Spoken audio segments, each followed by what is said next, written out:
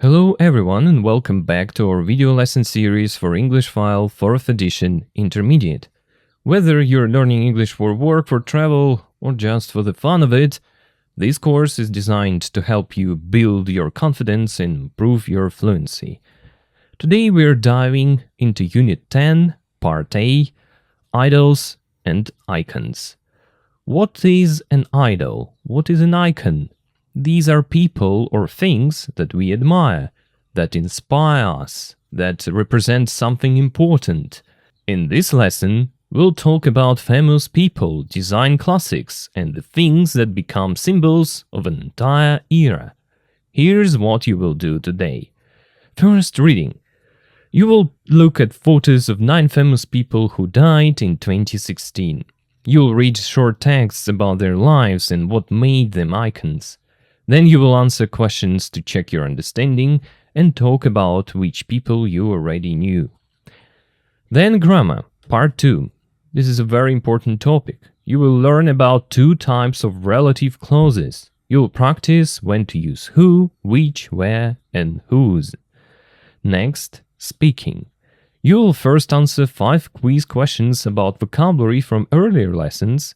Then you will write your own quiz questions using relative clauses. For example, this is a person who writes books. Who is it? Then writing. You'll read a short biography of Umberto Eco, the Italian writer who wrote The Name of the Rose. Then you will rewrite the biography by adding extra information in non-defining relative clauses. After that, you will write your own biography of an interesting or successful person you admire. Next, listening. This part is about 4 British design icons: the red phone box, the Anglepost lamp, the penguin book covers, and the mini skirt. You will listen to an exhibition audio guide and make notes about each design. Then you will talk about which design you like most. Then speaking. You'll think about your own idols and icons. You'll prepare to talk about people or things you admire, like a famous person from your country, a musician you like, or a building you love. And finally, vocabulary and pronunciation. You will learn about compound nouns, 2 words together that make one meaning, like paperback or phone box. You'll practice matching words to make compound nouns from this lesson. Then you will learn an important rule. In compound nouns, the stress is usually on the first word, for example, phone box, paperback, hairbrush, and so on.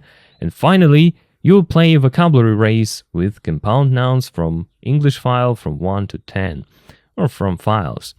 That's a lot to cover actually, but don't worry, we'll go step by step. You'll read about icons, learn important grammar, listen to design stories, write about people you admire, and build your vocabulary. I think let's get started. Part 1. Reading. Reading with purpose. In this reading activity, you're going to learn about 9 famous people who all died in 2016. Many people say that 2016 was one of the worst years for losing important and influential people. These were musicians, writers, actors, architects, and sports people who entertained us, educated us, and inspired us. Okay, let's begin. Activity A. Name the people. Look at the 9 photos that you see on your screen and read the short introduction. How many of these people can you name? Write down their names if you know them, of course. If you have no idea who they are, that's completely okay. This is just a warm-up activity to see how many of these icons you already recognize. The year our heroes died. Many people think that 2016 was one of the worst years in history for deaths of influential people. They were people who entertained us and educated us, people we loved and people we hated, but all of them were icons. Now, look at the pictures and try to name these people. If you don't know any names, it's okay, just go to the answer section and check.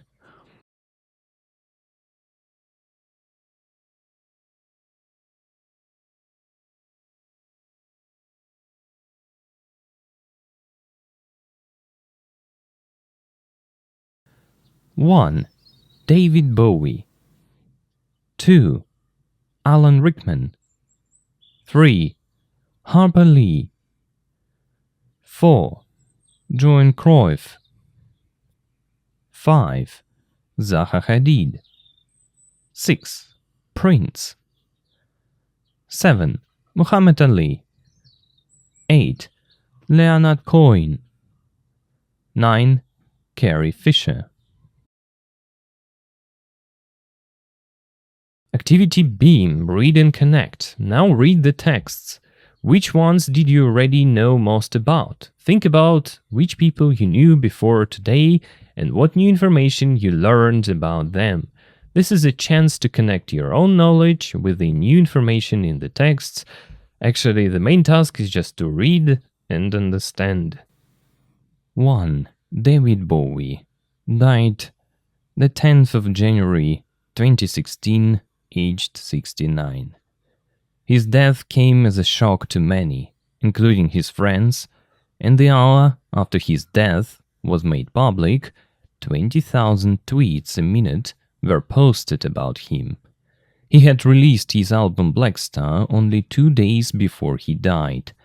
It went on to win 5 Grammys in 2017. 2. Alan Rickman died the 14th of January 2016, aged 69. From Shakespeare to Severus Snape in the Harry Potter films, his voice was memorable in every role he played. He was 41 when he made his breakthrough film performance, playing opposite Bruce Willis in Die Hard. When he died, J.K. Rowling tweeted, "There are no words to express how shocked and devastated I am to hear of his death. He was a magnificent actor and a wonderful man." 3. Harper Lee died the 19th of February 2016, aged 89. She wrote one of the United States' best-loved novels, To Kill a Mockingbird, which is considered a classic of modern literature and has sold more than 40 million copies worldwide. After its publication in 1960, she retreated from public life and became an object of curiosity in the modern media age. Her only other novel, Go Set a Watchman, was written before To Kill a Mockingbird, but not published until July 2014, 54 years later. 4. Joan Cruyff died on the 24th of March 2016, aged 68. A football legend who made his name as a forward with Ajax in Barcelona. He was European Footballer of the Year 3 times and later became a successful coach. The Dutch FA described him as the greatest Dutch footballer of all time and one of the world's best ever. 5. Zaha Hadid died on the 31st of March 2016, aged 65. Born in Iraq, she was a world-famous architect, whose aquatic center at the 2012 London Olympics was probably her best-known work in the UK. Her buildings were modern and futuristic, with sensuous lines, and she was the first woman to receive the Royal Institute of British Architects Gold Medal. 6. Prince died on the 21st of April 2016, aged 57. Born in Minneapolis, USA, he was a child prodigy and a self-taught multi-instrumentalist, best known for hits including Purple Rain, When Doves Cry, and Alphabet ST. In addition to making 39 studio albums himself, he also wrote many songs for other artists. 7. Muhammad Ali died the 3rd of June 2016, aged 74. Born Cassius Clay and nicknamed the Greatest, he was widely considered to be the best heavyweight boxer of all time. He was famous for his comments, both before and after matches, almost as much as for his boxing skills. He also became a prominent civil rights figure who campaigned for black equality and refused to fight in the Vietnam War. 8. Leonard Cohen died on the 7th of November 2016, aged 82. A Canadian singer-songwriter, poet and novelist, his most famous song was probably Hallelujah, recorded by more than 300 different artists. At the age of 60, he moved to California, where he lived as a Buddhist monk for 5 years. One of his muses was Marianne Jensen, the Norwegian woman who he lived with on the Greek island of Hydra, and for whom he wrote the song So Long Marianne. Her death in early 2016 inspired his final album, You Want It Darker. 9. Carrie Fisher died on the 27th of December 2016, aged 60. She was the daughter of actress Debbie Reynolds and singer Eddie Fisher, and it was the role of Princess Leia in the first Star Wars film which made her famous.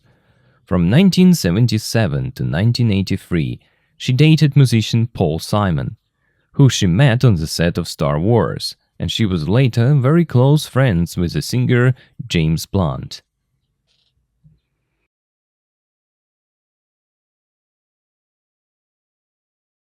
Activity C. Find the answers. Read questions 1 to 9 below and find the answers in the text. Write the initials of the person. The initials are the first letters of their first and last names. Okay, according to the text, who was the youngest when he or she died? Who changed jobs but did equally well in both? Who was child, friend, and partner of a famous singers? Who changed her name completely and had a famous nickname? Who became famous for the first time when she was middle-aged? Who did not want any publicity or recognition in later life? Who spent time following a particular religion? And who was awarded prizes for something she did shortly before dying? Okay, now read one more time and write the initials of the person that kind of matches to the sentences. 1. David Bowie died the 10th of January 2016, aged 69. His death came as a shock to many, including his friends, and the hour after his death was made public, 20,000 tweets a minute were posted about him. He had released his album Black Star only 2 days before he died. It went on to win 5 Grammys in 2017. 2. Alan Rickman died the 14th of January 2016, aged 69. From Shakespeare to Severus Snape in the Harry Potter films, his voice was memorable in every role he played. He was 41 when he made his breakthrough film performance, playing opposite Bruce Willis in Die Hard. When he died, J.K. Rowling tweeted, "There are no words to express how shocked and devastated I am to hear of his death. He was a magnificent actor and a wonderful man." 3. Harper Lee died the 19th of February 2016, aged 89. She wrote one of the United States' best-loved novels, To Kill a Mockingbird, which is considered a classic of modern literature and has sold more than 40 million copies worldwide. After its publication in 1960, she retreated from public life and became an object of curiosity in the modern media age. Her only other novel, Go Set a Watchman, was written before To Kill a Mockingbird, but not published until July 2014, 54 years later. 4. Johan Cruyff died on the 24th of March 2016, aged 68. A football legend who made his name as a forward with Ajax in Barcelona. He was European Footballer of the Year 3 times and later became a successful coach. The Dutch FA described him as the greatest Dutch footballer of all time and one of the world's best ever. 5. Zaha Hadid died on the 31st of March 2016, aged 65. Born in Iraq, she was a world-famous architect, whose aquatic center at the 2012 London Olympics was probably her best-known work in the UK. Her buildings were modern and futuristic, with sensuous lines, and she was the first woman to receive the Royal Institute of British Architects Gold Medal. 6. Prince. Died on the 21st of April 2016, aged 57. Born in Minneapolis, USA, he was a child prodigy and a self-taught multi-instrumentalist, best known for hits including Purple Rain, When Doves Cry, and Alphabet ST. In addition to making 39 studio albums himself, he also wrote many songs for other artists. 7. Muhammad Ali. Died the 3rd of June 2016, age 74. Born Cassius Clay and nicknamed the Greatest, he was widely considered to be the best heavyweight boxer of all time. He was famous for his comments, both before and after matches, almost as much as for his boxing skills. He also became a prominent civil rights figure who campaigned for black equality and refused to fight in the Vietnam War. 8. Leonard Cohen. Died on the 7th of November 2016, aged 82. A Canadian singer-songwriter, poet and novelist, his most famous song was probably Hallelujah, recorded by more than 300 different artists. At the age of 60, he moved to California, where he lived as a Buddhist monk for 5 years. One of his muses was Marianne Jensen, the Norwegian woman who he lived with on the Greek island of Hydra, and for whom he wrote the song So Long Marianne. Her death in early 2016 inspired his final album, You Want It Darker. 9. Carrie Fisher. Died on the 27th of December 2016, aged 60. She was the daughter of actress Debbie Reynolds and singer Eddie Fisher, and it was the role of Princess Leia in the first Star Wars film which made her famous. From 1977 to 1983, she dated musician Paul Simon, who she met on the set of Star Wars, and she was later very close friends with the singer James Blunt.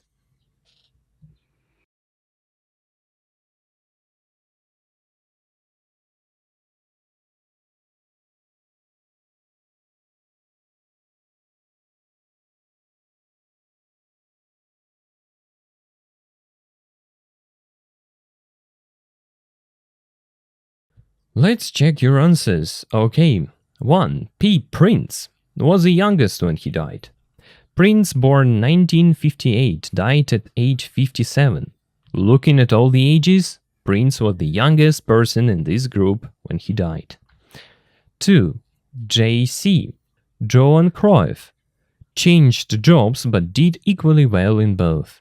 The text about Johan Cruyff says he was a football legend as a player and later became a successful coach. He was European Footballer of the Year 3 times as a player and then became a coach. This shows he did well in both jobs, playing and coaching. Next, 3. C.F. Carrie Fisher was child, friend and partner of famous singers. Text 9 tells us that Carrie Fisher was the daughter of singer Eddie Fisher, so she was a child of a famous singer. She dated musician Paul Simon for 6 years, so she was a partner of a famous singer. She was very close friends with the singer James Blunt, so she was a friend of a famous singer. These matches all 3 parts of the question. Next, 4. ZH or ZH, Zaha Hadid, had a connection with the Olympic Games. Text 5 about Zaha Hadid mentions her aquatic center at the 2012 London Olympics. This building was used for the Olympic Games, so she has a direct connection to the Olympics through her architectural work. 5. M.A. Muhammad Ali changed his name completely and had a famous nickname. Text 7 says Muhammad Ali was born Cassius Clay, so he changed his name completely from Cassius Clay to Muhammad Ali. The text also mentions he was nicknamed the Greatest. This was his famous nickname. 6. A.R. Alan Rickman became famous for the first time when he was middle-aged. Text 2 tells us Alan Rickman was 41 when he made his breakthrough film performance. Age 41 is generally considered middle-aged. Before this role in Die Hard, he was not yet famous in films. This was his first big success in movies. Number 7. H.L. Harper Lee did not want any publicity or recognition in later life. Text 3 says that after her novel To Kill a Mockingbird was published in 1960, Harper Lee retreated from public life and became an object of curiosity. Retreating from public life means she stayed away from attention and did not want publicity. People were curious about her because she stayed so private. Next. 8. L.C. Leonard Cohen spent time following a particular religion. Text 8 tells us that Leonard Cohen moved to California, where he lived as a Buddhist monk for 5 years. Living as a monk means he was following the Buddhist religion during that time. 9. David Bowie, DB, was awarded prizes for something he did shortly before dying. Text 1 says David Bowie released his album Black Star only 2 days before he died. Then it says it went on to win 5 Grammys in 2017. The Grammys are music awards. He received these awards after his death for work he did just before dying. Okay, those were the answers. Now it's time to move on. Activity D. Do you particularly admire any of these people? What other famous people do you admire? Think about people from your country or from around the world who inspire you. And let me go first, and this is a complicated question for me. I know that many people admire others, especially famous ones, and that's completely fine. It's an interesting topic, to talk about, but personally, I find it hard to be a fan of someone or to say I truly admire them. I can respect people and what they do, but for me, it rarely goes beyond that. However, since the task asks me to choose someone, I would say I respect Luke, the teacher from Luke's English podcast, and the podcast is called, who can guess, Luke's English Podcast. Thanks to his podcast, I was able to really get into English and learn a lot, and not just a little. Actually, I used to think it was impossible to understand spoken English, but with the help of his podcast, I discovered that it is possible. In a way, both you and I owe him a lot. Because of him, I can now enjoy teaching English, and you can enjoy working with my video lessons. So, if I had to pick one person for this task, it would definitely be Luke. That's all for me. Okay, now it's your turn. Pause the video, think about someone you admire, a famous person, an artist, a teacher, a family member, anyone. Why do you admire them? What makes them special to you? Then say your answer out loud. Good luck!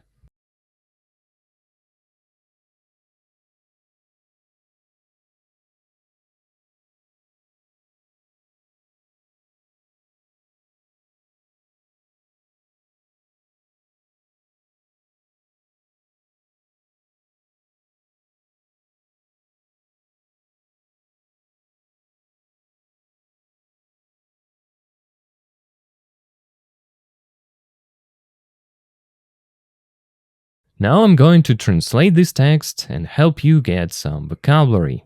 Let's do it. Теперь переведем и посмотрим про каждого человека. Собственно, все начинается с Дэвида Боуи. Его смерть, имеется в виду, пришла ко всем как шок. И это немножко дословно, то есть его смерть пришла ко всем как шок, включая его друзей. И через час после его смерти, или можно вот так вот сказать, через час, когда его смерть была объявлена, was made public, 20 тысяч твитов в минуту были, то есть, опубликованы про него. И он выпустил его альбом Black Star всего лишь за 2 дня до его смерти, или до того, как он умер. И получается, it went on to win 5 Grammys, и альбом как бы прошел большой путь и выиграл 5 Грэммис в 2017 году. Ну, здесь, наверное, не прошел большой путь, прошу прощения за такой перевод. Наверное, в значении продолжать, то есть альбом продолжил жить, здесь в этом смысле после него продолжился, и выиграл 5 Грэмми. Так, дальше Алан Рикман.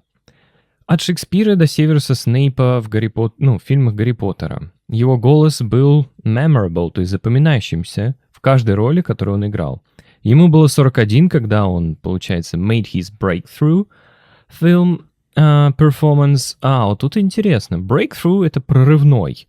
То есть, когда он совершил, то есть, имеется в виду, снялся очень хорошо в каком-то фильме, играя, получается, opposite, противоположность Брюса Уиллиса в фильме Die Hard. И когда он умер, Джейки Роулинг, то есть писательница Гарри Поттера, опубликовала твит, то есть нету слов, чтобы выразить, насколько шокирована и, то есть, devastated, насколько мне грустно и опустошена, вот так вот, опустошенность она чувствовала. Я услышать о его смерти.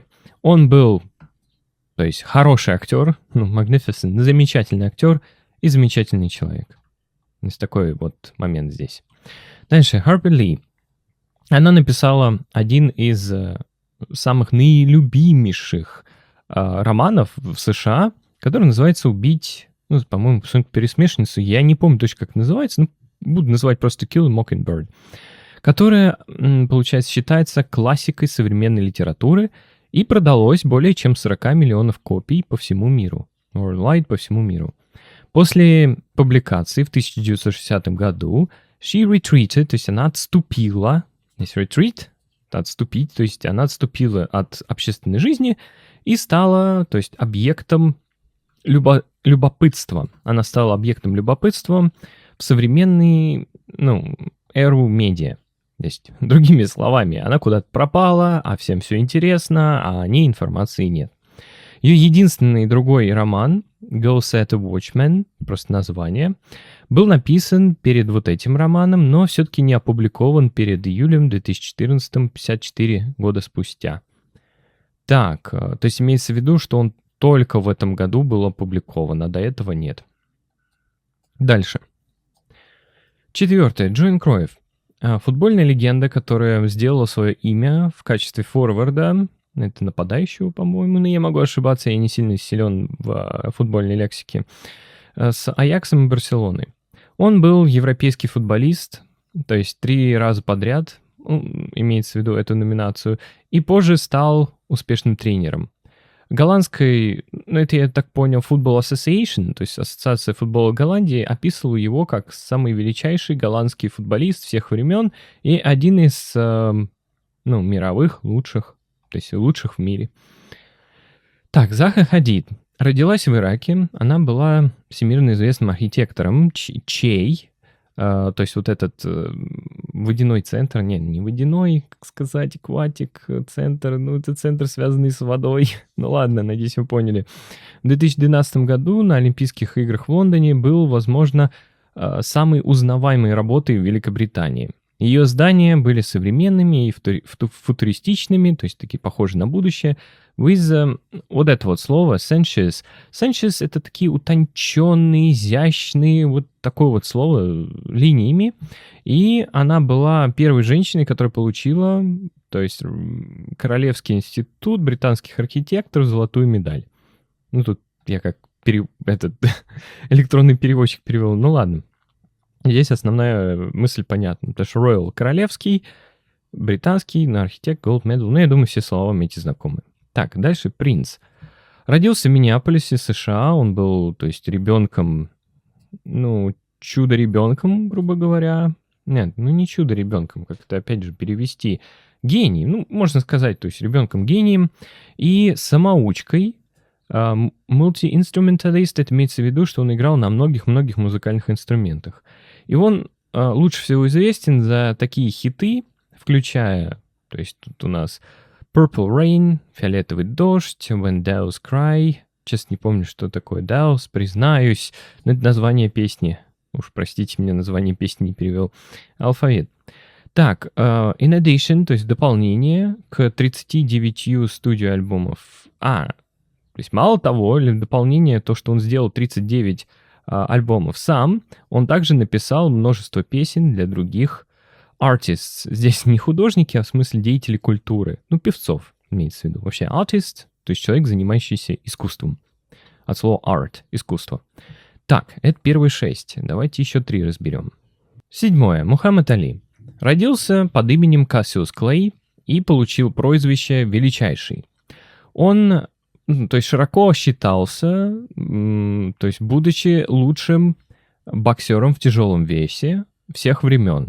Он был известен за свои комментарии и перед, и после матчей, и почти... также почти как за его боксерские способности. То есть славился и своими комментариями, и тем, как он боксировал. Он также стал prominent civil rights figure, то есть такой значимый, здесь в этом контексте значимой фигурой, который защищал права человека, который, campaigned, то есть участвовал в кампании за, то есть equality — это равноправие, соответственно, за равноправие, афроамериканцев, так скажем, с другими, хотел сказать, с другими людьми. Ну ладно, здесь понятно. И отказался, то есть воевать во Вьетнамской войне. То есть такой у нас человек. Дальше, 8. Леонард Коэн. Это канадский, получается, и продюсер, и исполнитель. Нет, это скорее исполнитель, писатель песен, поэт и новелист, писатель романов.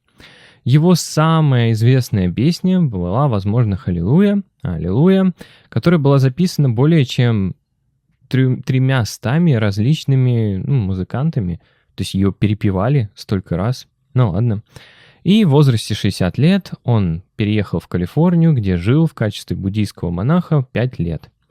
Одной из его музов, это так и будет муза, одна из его муз была Марианна Дженсен, норвежская женщина, с которой он жил на греческом острове Гидра.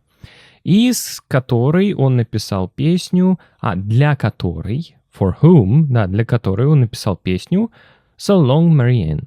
Ее смерть в начале 2016 года вдохновила его финальный альбом «You Wanted Darker». Так, это просто название альбома, переводится как «Ты хочешь темнее, мрачнее». Ну ладно. И finally, можно сказать, последний, Кэрри Фишер. Она была дочкой актрисы Дебби Рейнольдс и, получается, певца Эдди Фишера. И это была роль принцессы Леи в первом фильме Star Wars, который сделал ее известной. С 1977 по 1983 она встречалась с музыкантом Полом Саймоном, с которым она встретилась, получается, на съемках on the set of, надеюсь, помнится это слово с того урока, на съемках Star Wars, до «Звездных войн». И она была позже очень близкой подругой с певцом Джеймсом Блантом. Да, здесь имеется в виду, что и мама известный, папа известный, и друг известный. Все известные. Вот такая вот у нас была женщина, Кэрри Фишер. Ну что ж, надеюсь, стало чуточки понятней. Да, здесь была лексика, с которой надо было подразобраться. Главное, основные идеи усвоены. Теперь двигаемся дальше. Part 2. Grammar. Relative clauses. Welcome to the grammar part. Today you're going to learn about relative clauses, a very useful way to add information about people, places, and things without starting a new sentence. Let's begin with the discovery activity. Activity A. Complete the gaps. Look at 5 sentences below. Each sentence has a gap. Complete each gap with a relative pronoun from the box. Who, whose, which, and where. Then try to remember which person each extract is about. This activity will help you see how relative clauses work before you learn the rules.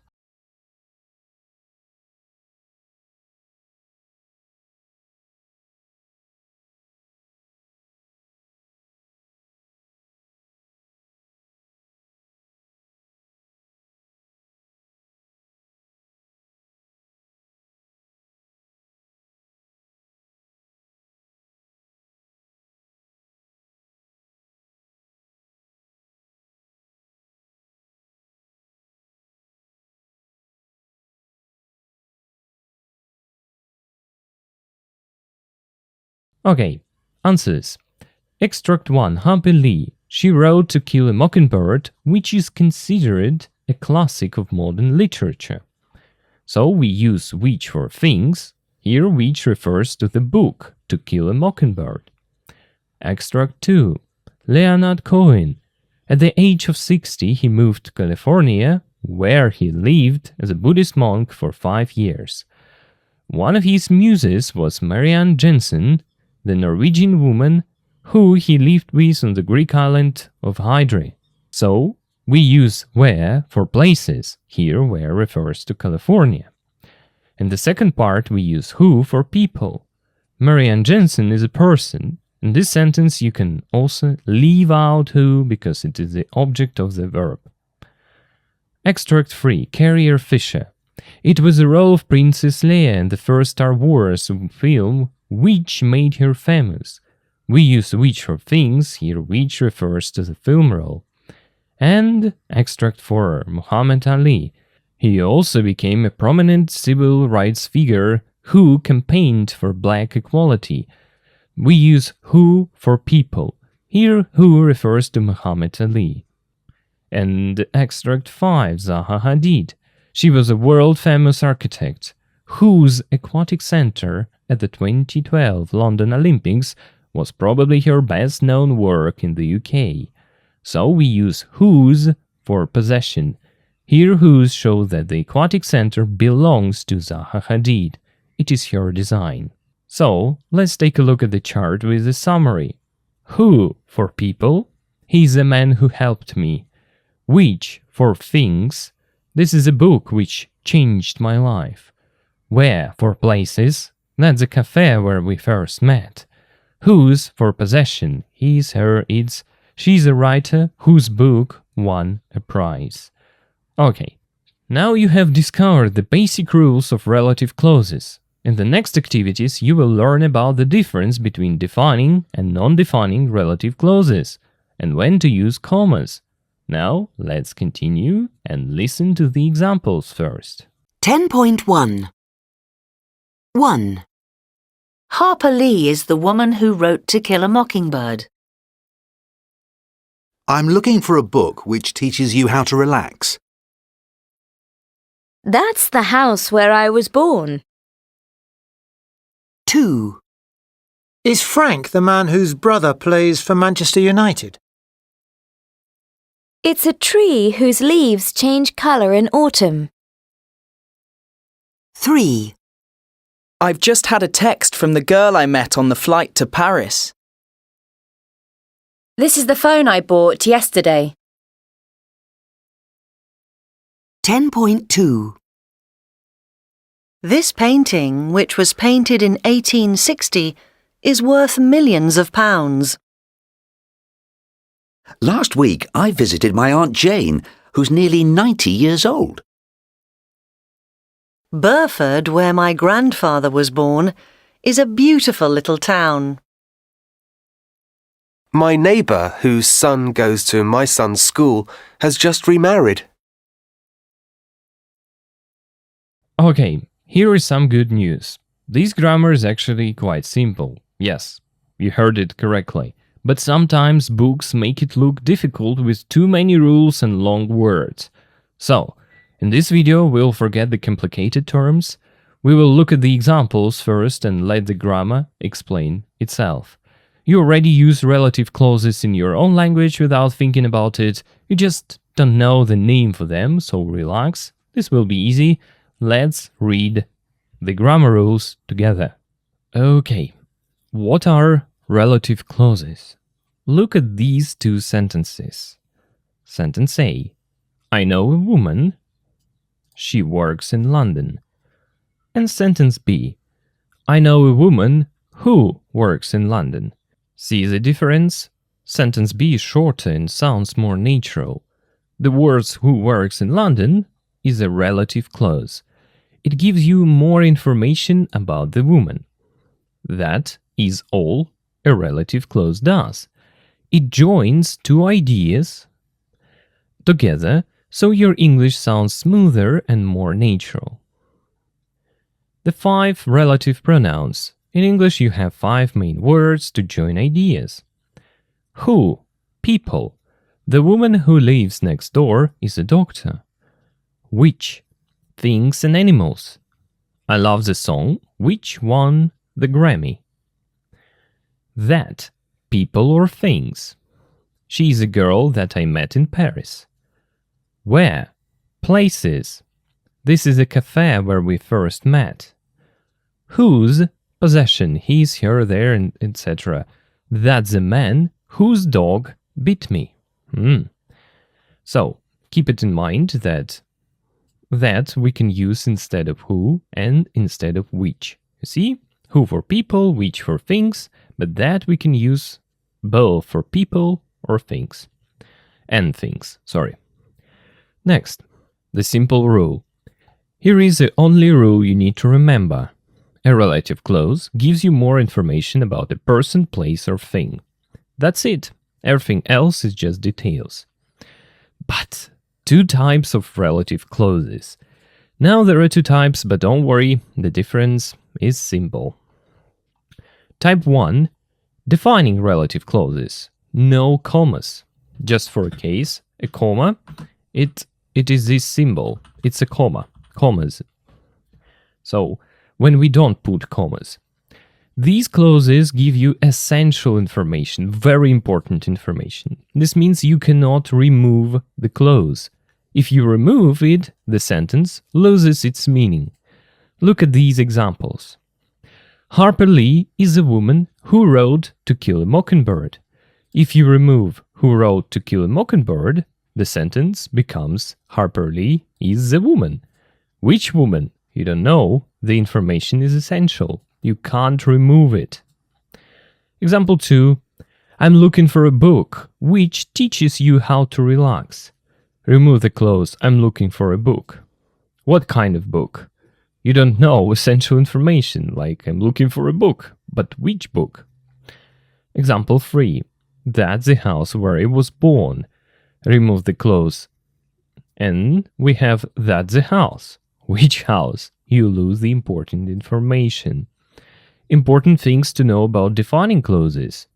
You can use that instead of who or which. That's important. You see, Harper Lee is a woman that wrote To Kill a Mockingbird. You can use who wrote or that wrote. I'm looking for a book that teaches you how to relax, or which teaches you how to relax. So you can use who here and which there. Okay. You can sometimes leave out the pronoun completely. So, look at this sentence. I've just had a text from the girl who I met on the flight. The subject of met is I. The girl is the object of the sentence. In this case, you can drop who. And I've just had a text from the girl I met on the flight. Another example. This is a phone which I bought yesterday. This is a phone I bought yesterday. But you cannot leave out where or whose. That's the house where I grew up. You cannot remove where. Is that the woman whose dog bit you? You cannot remove whose. So it only works with which and who in that. You also cannot leave out the pronoun if it is the subject. That's important. Julie is a woman who works in the office with me. Here, who is the subject of works. You cannot remove it. Like, Julie, the woman works in the office, you see, it doesn't make any sense. So, actually, listen to your intuition more. Sometimes it's obvious that you can remove something. For example, this is a phone I bought yesterday. It sounds natural. But here, Julie is a woman who works in the office with me. You cannot say Julie is a woman works in the office. You see, it sounds like something's missed here. So listen to your intuition. It will help. Next, type 2. Non-defining relative clauses with commas, where we need to put commas.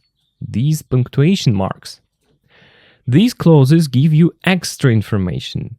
You see, previously it was essential information, here is just extra information. This is information you can remove.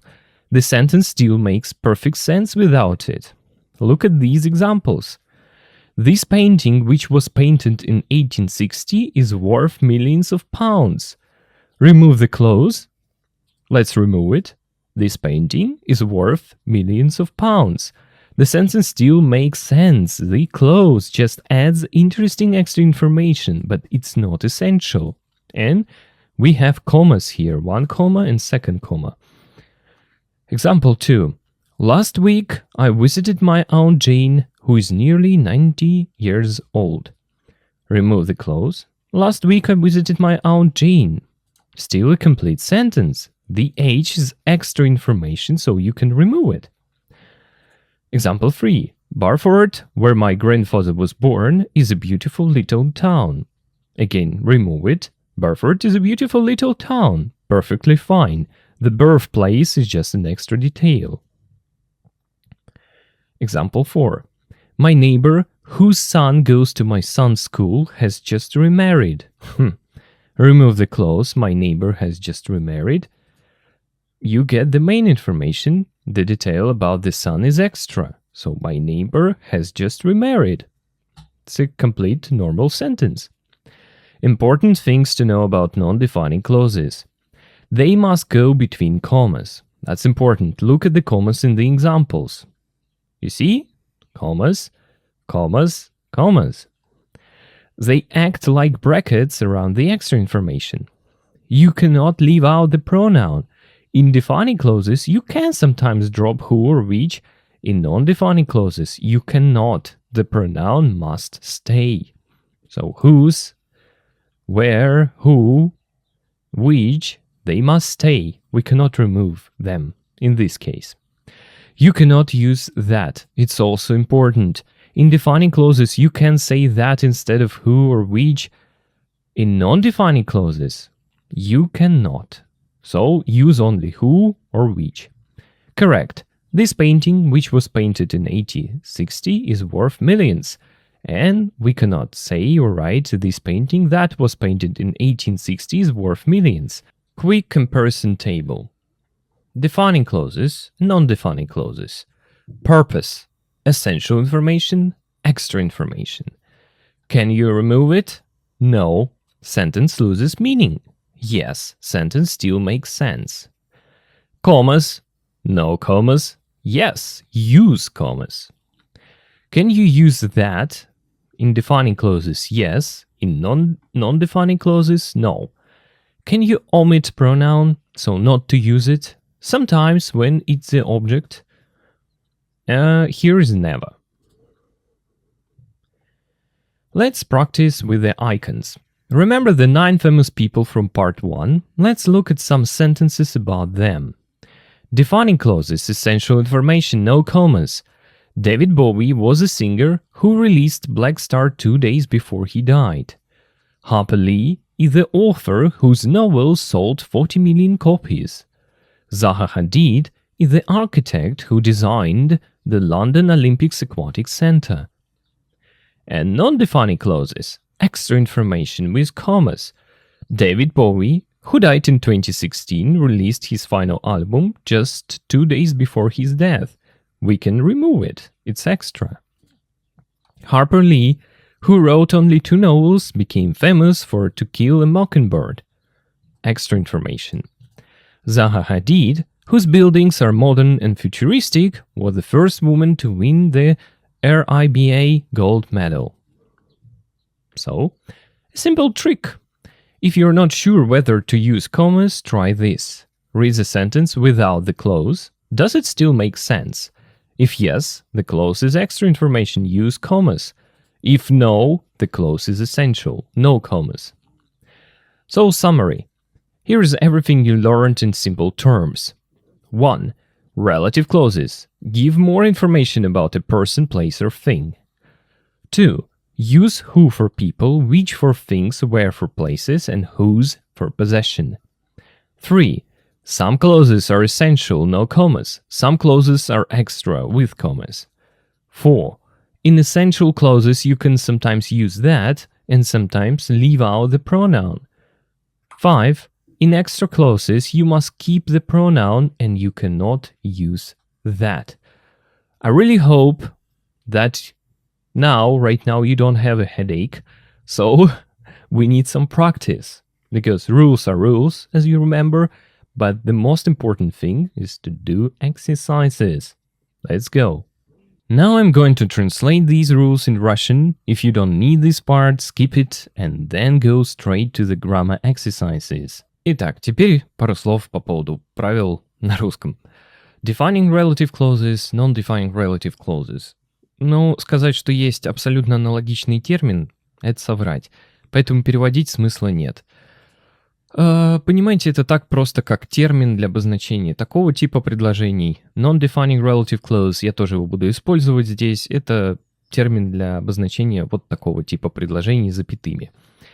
Так, перейдем к примеры. То есть Harper Lee — это женщина, которая написала вот эту книгу. Я ищу книгу, которая обучает тебя, как расслабляться. Это тот самый дом, где я родился.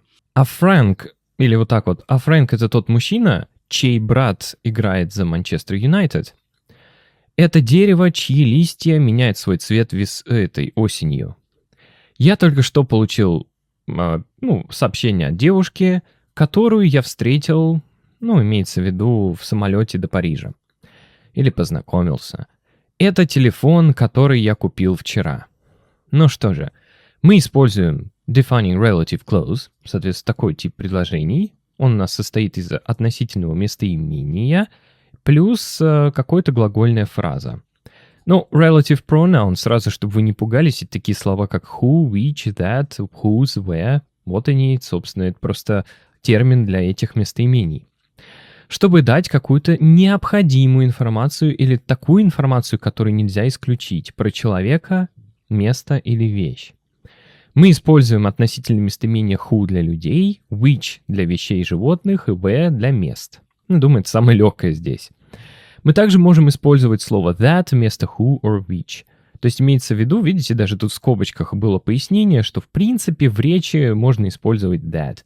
Но who, which звучит как-то более солидно, что ли. Стараемся использовать все равно who и which. Who для людей, which для предметов и животных. Но можно использовать that. Так, только единственное, что мы используем слово whose, чтобы обозначать чей. То есть whose обозначает чей. То есть мужчина, чей брат, или дерево, чьи листья. Тут есть дословный перевод. Дальше. В некоторых вот таких случаях глагол после who, which или that имеет, то есть другое подлежащее. Например, она та самая девушка, с которой я познакомился в поезде.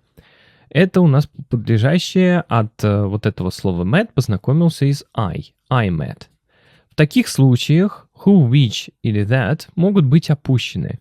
Или в целом, когда я говорю, здесь интуитивно можно вот эти слова не использовать, и смысл остается. То есть это та, где she is a girl I met on the train. Это самая девушка, которую я встретил в поезде. То есть в таких случаях спокойно можем убирать вот это who или which. Только единственное, что нельзя убирать where или whose, тут даже это по логике, иначе как-то предложение будет очень странным. То есть is that the woman dog barks? Нет, что-то странное. Так, там is that the woman whose dog barks? То есть чья собака лает. Мы также не можем, то есть опускать who, which или that и where, если это то же самое подлежащее в обоих случаях или в обоих частях предложений. Julia is a woman works in the office with me. То есть, видите, Джулия — женщина, вот здесь, которая работает в том же офисе со мной. Здесь нужно who works in the office with me. Но здесь есть одна важная вещь. Видите, это чисто делается интуитивно. She's a girl who I met on the train. Убираем здесь who, и становится все окей. She's a girl I met on the train. Наверняка вы видели такие предложения. А здесь Julia is a woman works in the office with me. Это вообще какая-то ерунда, она даже не звучит, поэтому здесь и не убираем.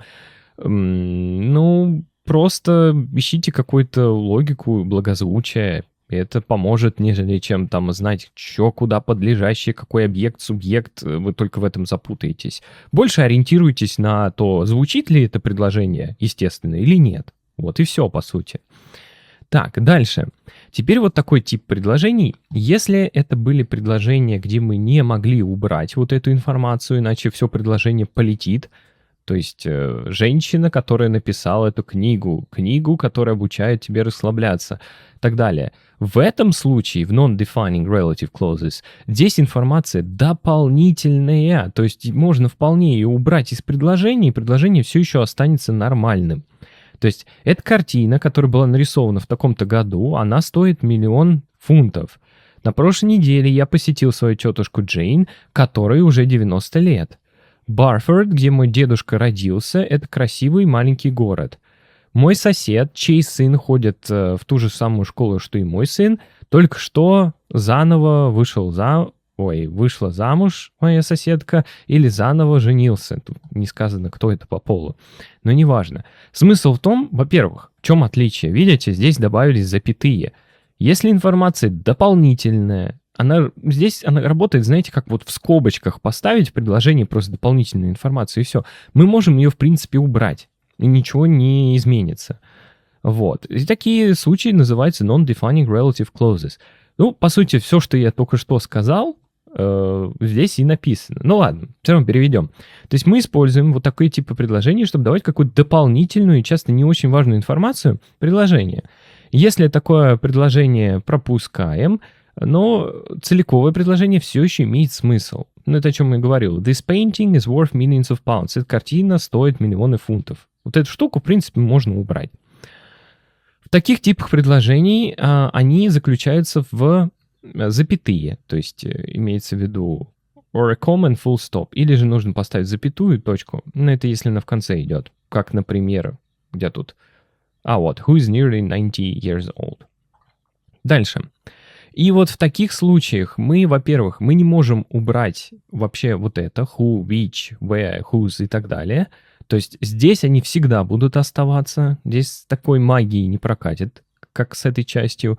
И еще в таких предложениях мы не можем использовать that вместо who и which. То есть видите, в чем дело? Здесь-то мы можем спокойно использовать woman, that wrote, или book, that teaches, там the girl that I met, the phone that I bought. Здесь уже такого не канает. Если информация дополнительная, не слишком-то важная, здесь мы пользуемся вот этими словами. Which, who, where, whose, без всякого that. Так, по сути, здесь все. Если сейчас в голове некая каша, типа, что я сейчас услышал или услышала, не волнуйтесь, давайте переходить к упражнениям.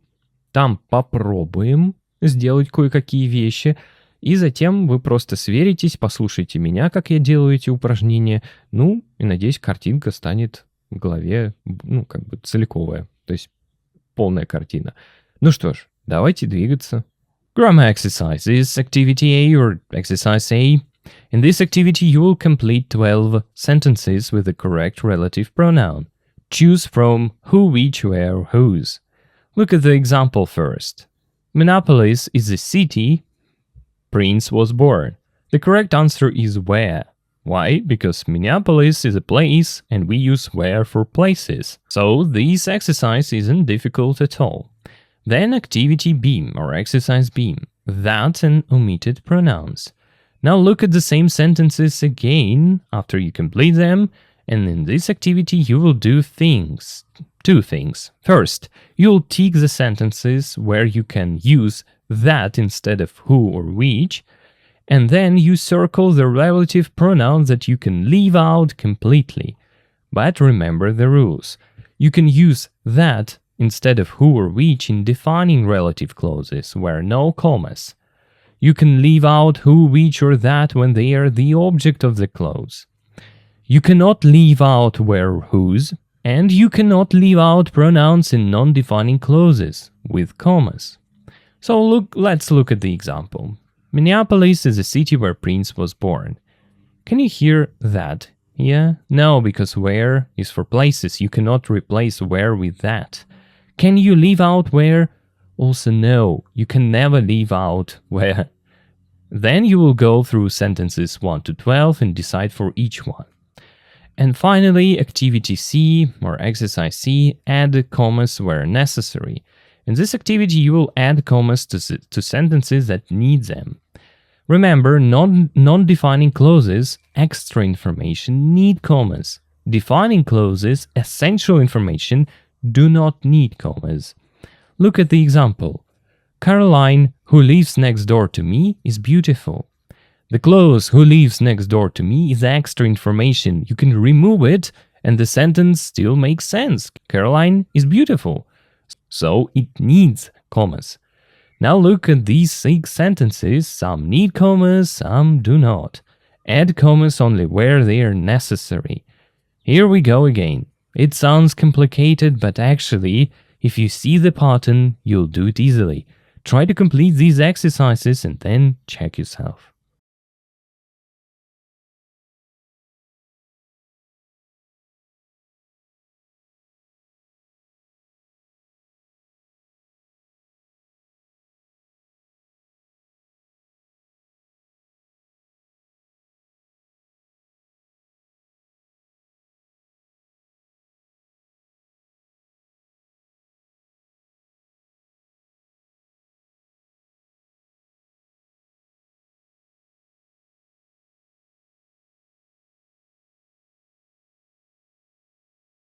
Okay, the first exercise, actually it's quite easy. Who for people, which for things, where for places, whose for possessions. Kind of that's all. Minneapolis is a city where Prince was born. Rob and Corina probably. I'm sorry if I mispronounce it. Anyway, Rob and Corina have twins, often need a babysitter. Who? It's for people. Rob and Corina, who have twins, often need a babysitter. And you see, it's an extra information. Because Rob and Corina often need a babysitter, here it's just non-essential information. Downing Street, where the place where the British Prime Minister lives, is in central London. 3. The sandwich, it's a thing which you made me for lunch, was delicious. Here there is an important thing. You can wonder, and you can ask this question to yourself or to me, like, is it essential information? Why aren't here any commas? You see, it's essential, so it's actually a defining relative clause. The sandwich which you made me for lunch was delicious. Because if we kind of remove it, the sandwich was delicious, but which sandwich? It's essential information. Next, 4. The woman who lived here before us was a writer. Again, the same case. The woman who lived here before us was a writer. If we just say the woman was a writer, like what? And so what? Okay. Anyway, David Bowie, whose songs, it's possession. David Bowie, whose songs inspired us for nearly 50 years, died in 2016. My computer is a lot faster than the one, which I used to have. Again, which for things. It's about computer. The Mona Lisa has been damaged several times. It's a picture. It's not a person, okay? It's a picture. For things, we use which.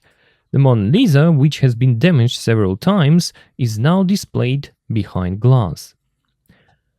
8. Look, that's the woman whose dog beat me last week. Possession.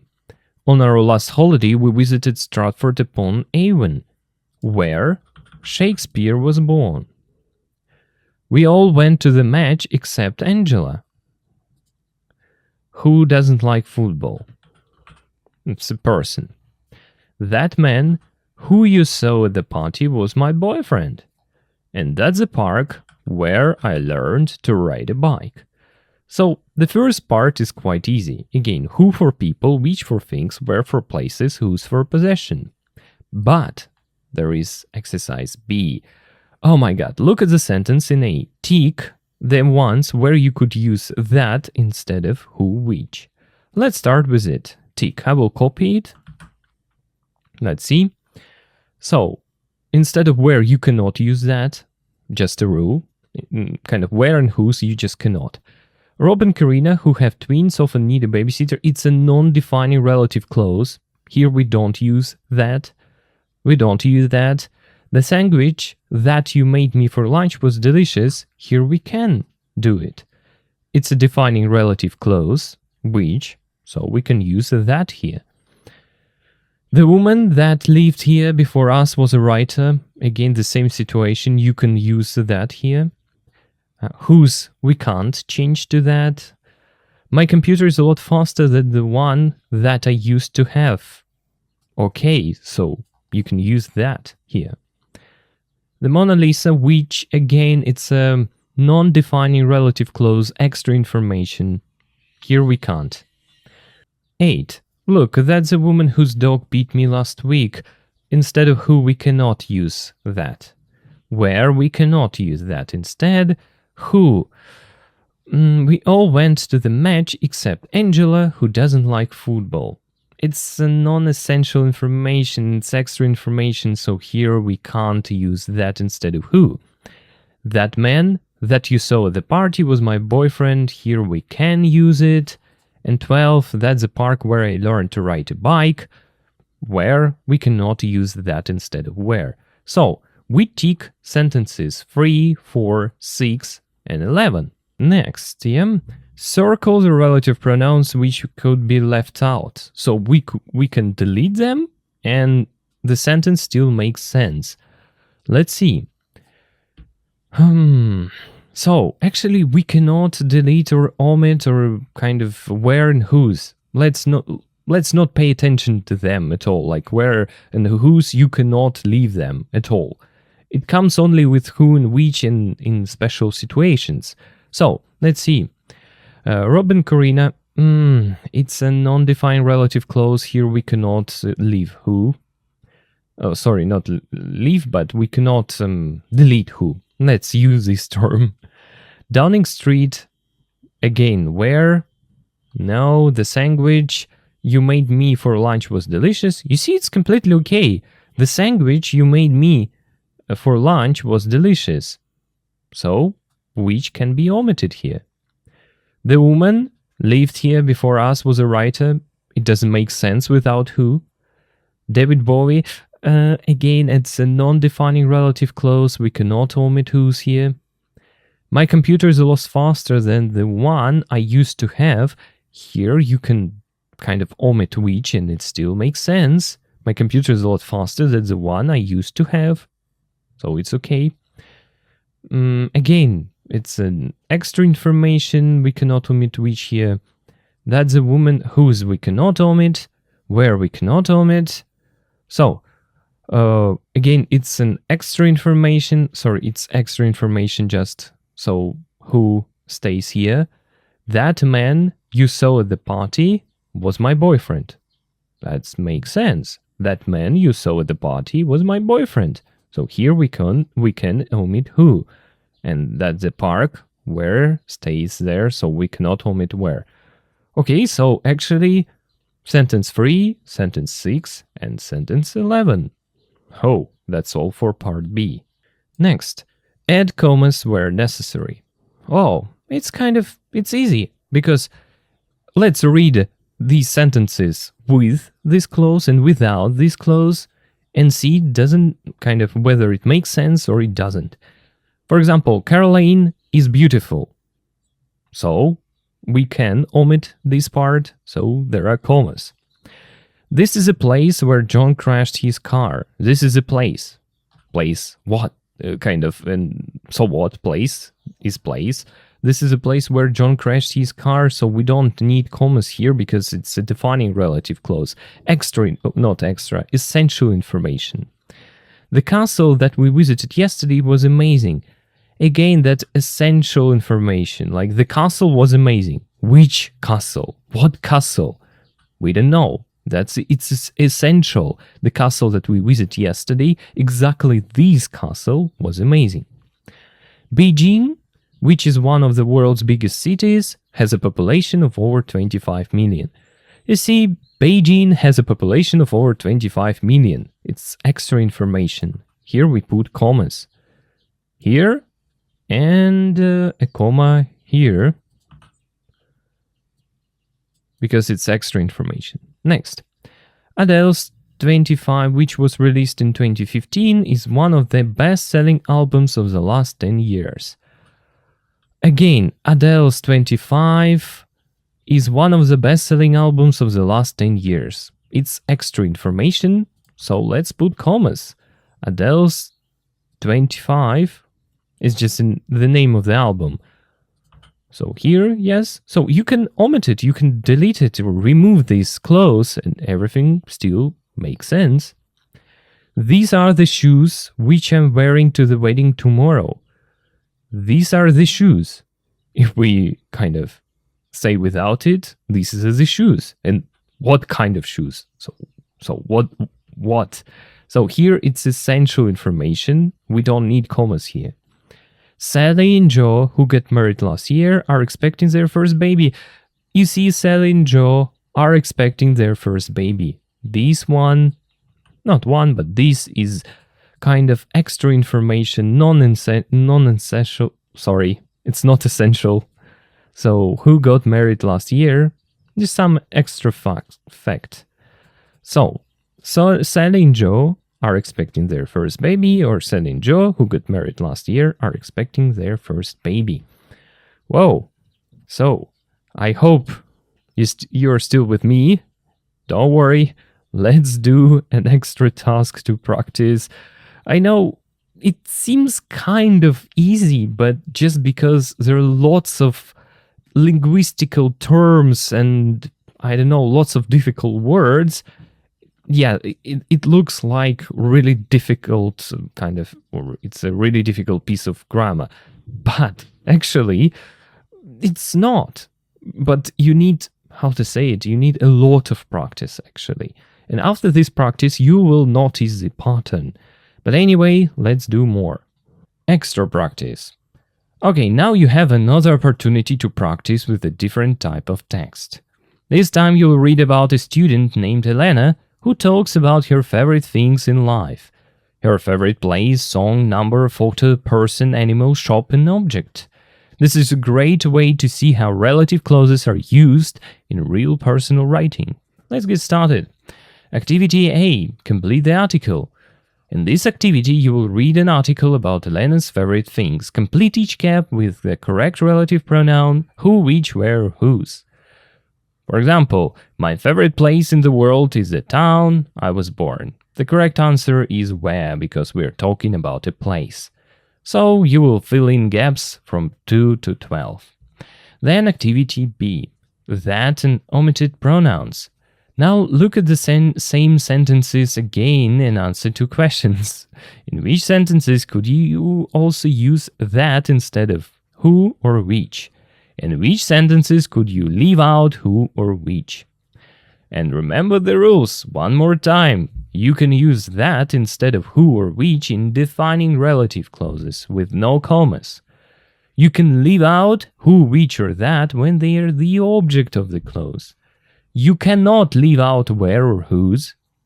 You cannot leave out pronouns in non-defining clauses with commas. And finally, activity C. Combine sentences with non-defining clauses. You will combine 2 sentences into 1 sentence using a non-defining relative clause. Remember, non-defining clauses give extra information and must go between commas. Pause the video and write your answers. Maybe say them out loud, and when you're ready, play the video again to check your work.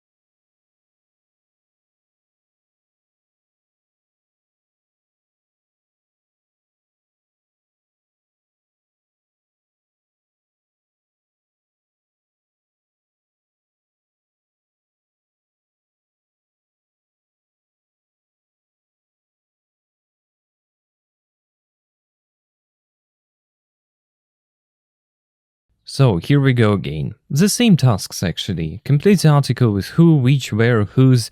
This is quite easy. Let's do it quickly. We asked students to tell us about their favorite things in life.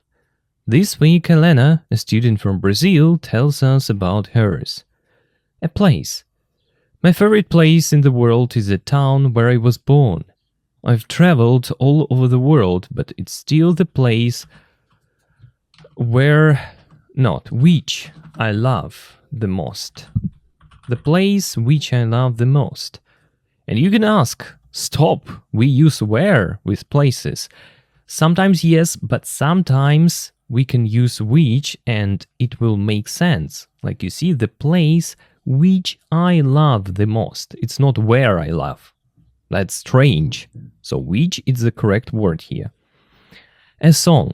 A song that's an easy one. It's Yellow by Coldplay for two reasons. Firstly, it was the color of the dress which I was wearing the night I met my husband. Secondly, it was the song the DJ played as we danced. Which, again, the DJ played as we danced. So, which four things? A number. The number which I've chosen is the number 9. My grandmother... who? Yes, it's for person. My grandmother, who used to live with us when I was a child, always asked me to get her a lottery ticket with this number. I think that's why I like it so much. A photo. I've chosen a black and white photo of my parents. I've had... it's about photos, so which I've had for about 20 years. Every time I look at it, I can see two happy people in their early 20s. Who lives were about to change forever. Whose lives. It's a noun, kind of. You see, it's a life, lives.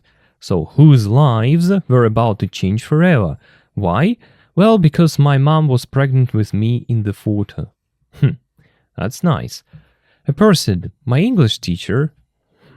Meine Respektierung. Okay, my English teacher at school was a woman who inspired me to love languages. So I've chosen here to be my favorite person. An animal. Animals, no question about it. The animals which I like the most are dogs. A shop. The shop where I could spend all day would be one selling perfumes and cosmetics. Yeah, cosmetics. An object. Finally, an object which is very special to me is my engagement ring, because it used to belong to my husband's grandmother. It's beautiful. Oh, that's nice. Yeah. So, let's do this one. Oh my god, in which sentences could you also use that? Let's see. Where? No. The place that I love the most. Actually, you can use here that. It's still the place that I love the most. It's a defining relative clause with which, so let's call it like that. Oh, maybe I would do it like that. Or which that. The dress that I was wearing the night I met husband. Okay, you can use it. The song that the DJ played as we danced. It's okay, you can use that here. The number that I've chosen is the number 9. Okay. My grandmother, that used to live with us when I was a child. Oh, here no, it's a non-defining relative clause. It's extra information. Here we can't use that instead of who. Photo. My parents, which I've had for about 20 years. Again, it's kind of non-essential information, extra information. The same case with this one. So we cannot use that here. Whose, so we cannot change to that. Who? Oh, was a woman who inspired me. That inspired me. Here it's okay to use that. The animals that I like most are dogs. Okay, you can say so. Where we cannot use that. And finally, an object which is very special to me, or that is very special to me. That's okay. Oh, here, yeah, something like that. And finally, this one. In which sentences could you leave out who or which? So we can... How to do it? Oh, I will just underline it kind of with the red line. Or with a red line, sorry. Demet articles. Okay. It's still the place... if we say, but it's still the place I love the most, we can omit it, so yes, it's still the place I love the most. Of the dress, which finally it was color of the dress I was wearing the night I met my husband. So we can omit it or leave out. Secondly, it was the song the DJ played as we danced. It was the song the DJ played as we danced. We can leave it out. The number I've chosen is the number 9. We can kind of leave it out. My grandmother used to live with us when I was a child. Always ask me, no, it's not the case. It's a non-defining relative clause. So here we must use relative pronouns. Number 7 is the same, so we can't leave it out just because it's a non-defining relative clause. Extra information. Whose, we can't omit it.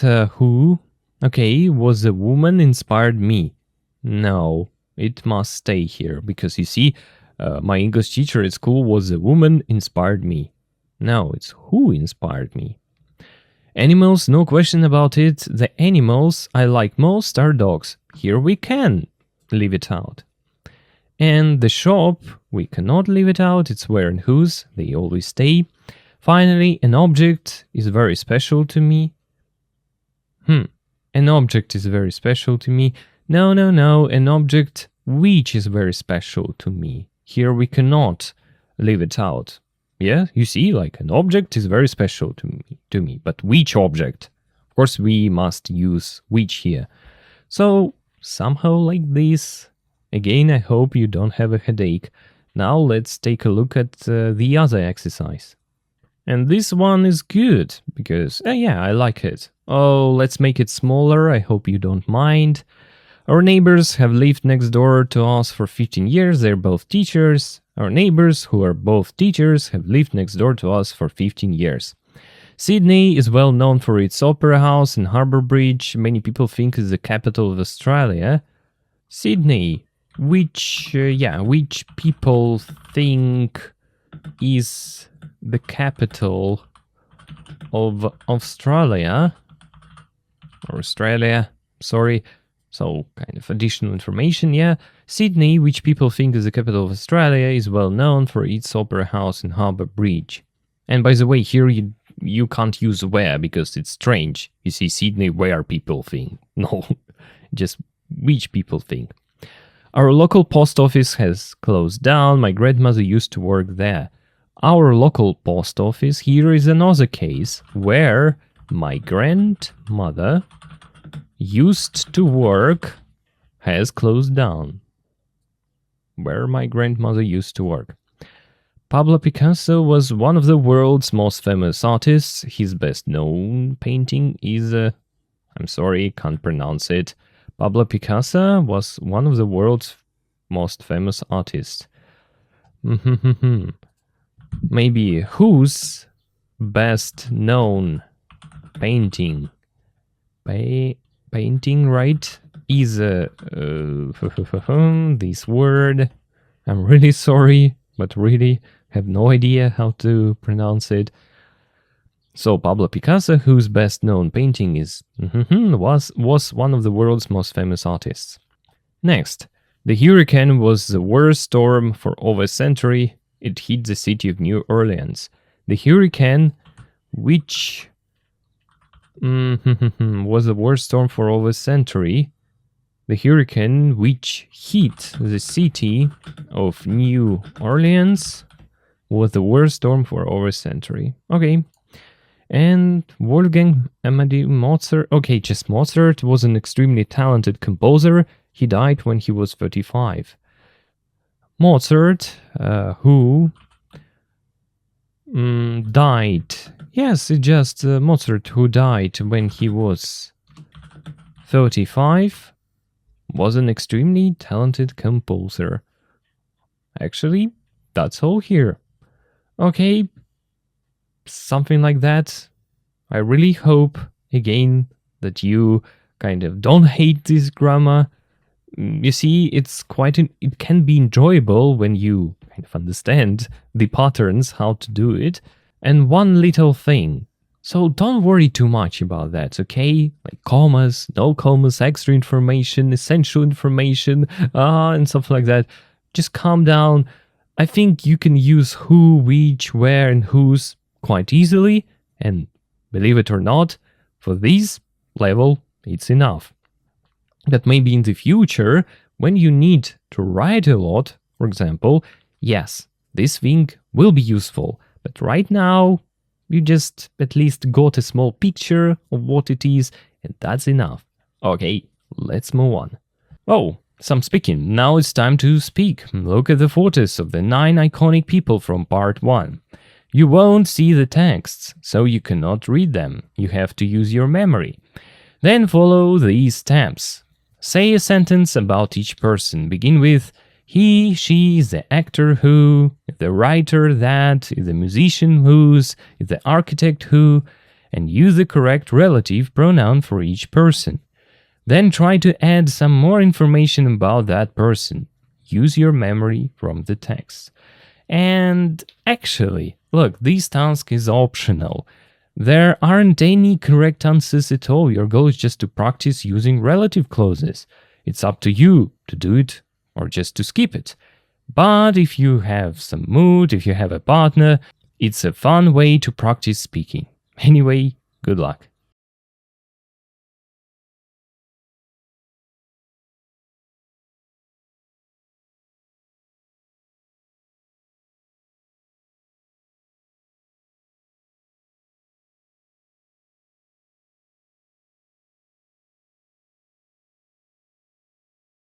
Part 3. Speaking.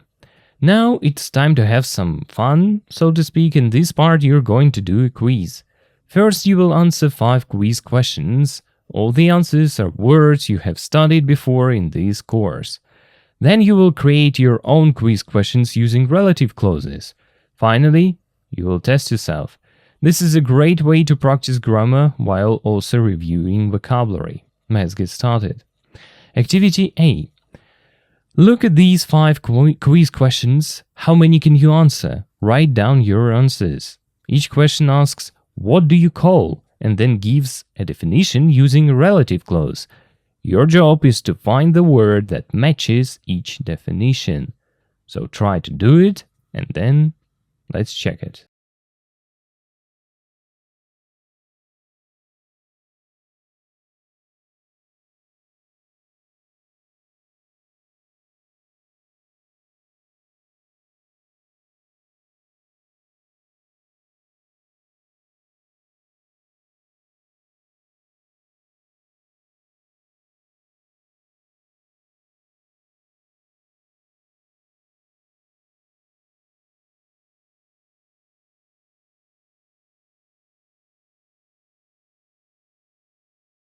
Okay, here are the correct answers. Question 1. A person who appears in crowd scenes in films, an extra. In films, the main actors are the stars. The people in the background, in crowds, in restaurants, walking down the street, are called extras. Question 2. The place with black and white stripes where you cross the road. A zebra crossing. This is a place on the road marked with black and white stripes, where pedestrians can cross safely. It is called a zebra crossing because the stripes look like a zebra's pattern. Question 3. The part of the body used to taste. It's your tongue.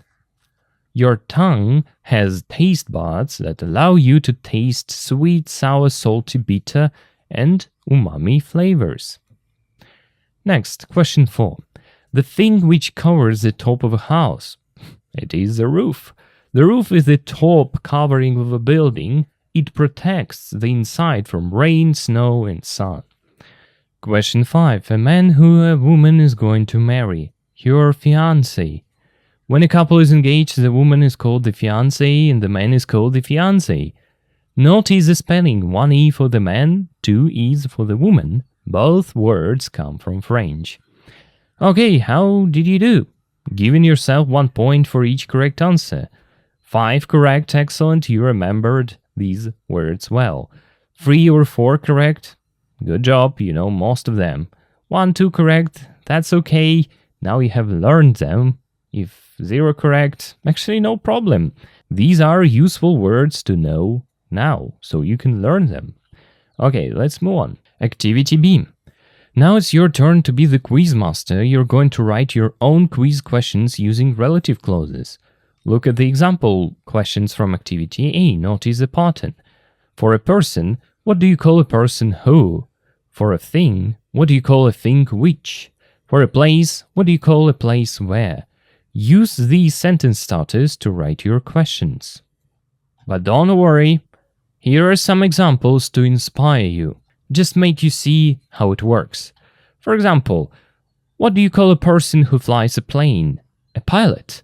What do you call a person who cuts your hair? A hairdresser. What do you call a person whose job is to cook in a restaurant? A chef. For a thing, what do you call the thing which you use to take photos? A camera. What do you call the thing which protects your eyes from the sun? Sunglasses. What do you call the thing which you use to call people? A phone. For a place, what do you call a place where you can borrow books? A library. What do you call a place where you watch films? A cinema. What do you call a place where students learn? A school. Your turn. Now do the same for the following words that you see on the screen. After that, I will give you example answers.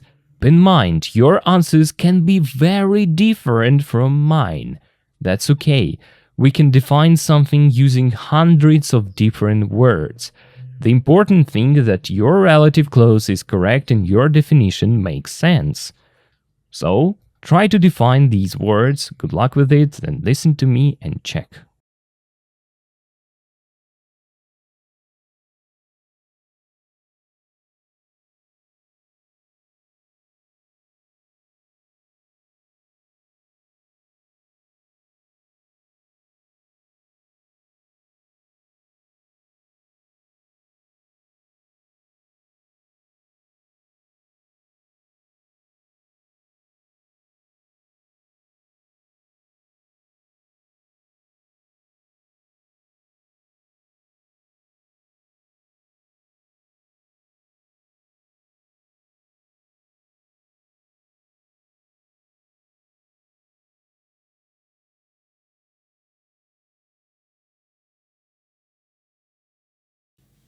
Student A questions. 1. What do you call a person who walks on the street, not in a car? A pedestrian. 2. What do you call some money that you borrow from a bank? A loan. 3. What do you call people who really like a famous singer or sports team? Fans. 4. What do you call a place where children live and study during the school term? A boarding school. 5. What do you call the person who trains a sports team? A coach. 6. What do you call the things at a road crossing that show red, yellow, and green lights? Traffic lights. 7. What do you call the place where people play golf? A golf course. 8. What do you call somebody who only thinks about themselves, not other people? Selfish. 9. What do you call the thing that sends the internet signal to your computer and phone at home? A router. Student B questions. 1. What do you call somebody who feels nervous when talking to new people? Shy. 2. What do you call the thing you use to change channels on the TV? A remote control. referee? What do you call the person who makes sure players follow the rules in a football match? A referee. 4. What do you call the place on the road that is only for bicycles? A cycle lane. 5. What do you call a film that is exciting and full of suspense, often with a mystery? A thriller. 6. What do you call the piece of paper you get from a shop after you pay? A receipt. 7. What do you call the place where taxis wait for customers? A taxi rank. 8. What do you call a person who works with you in the same company? A colleague. 9. What do you call a thing with two wheels that you stand on and push with your foot? A scooter. Part 4. Writing biography. In the last part, you practice speaking with relative clauses by doing a quiz. Now it is time to use this grammar in writing. You're going to read a short biography of an important writer. Then you will rewrite it using non-defining relative clauses. Finally, you will write your own biography of someone you admire. Writing is a wonderful way to practice grammar because you have time to think and check your work. Let's begin. Who was Umberto Eco? Before you read, let me tell you a little about this person. He was an Italian writer, philosopher, and university professor. He is most famous for his novel The Name of the Rose, which was published in 1980 and later made into a film.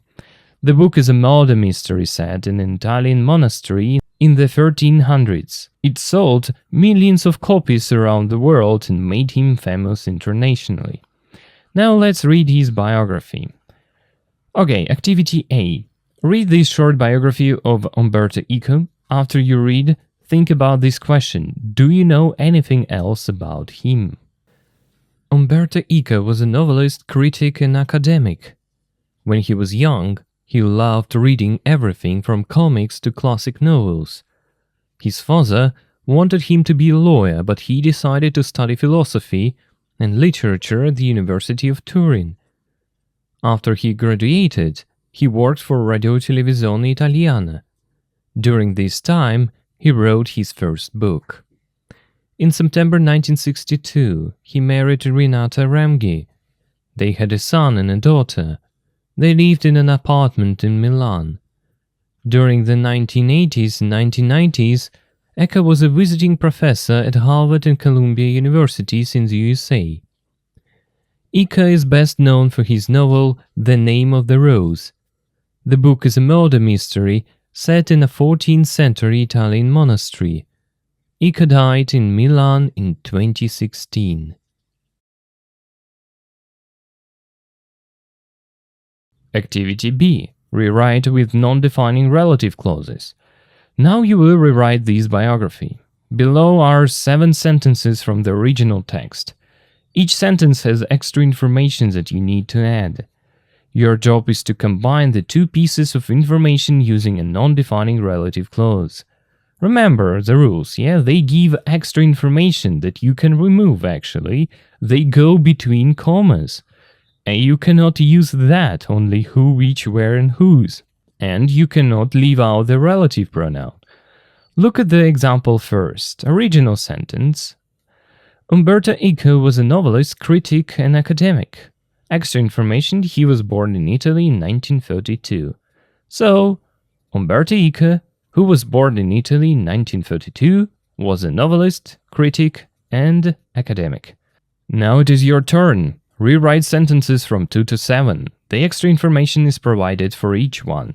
Pause the video and write your answers. When you're ready, play the video again to check.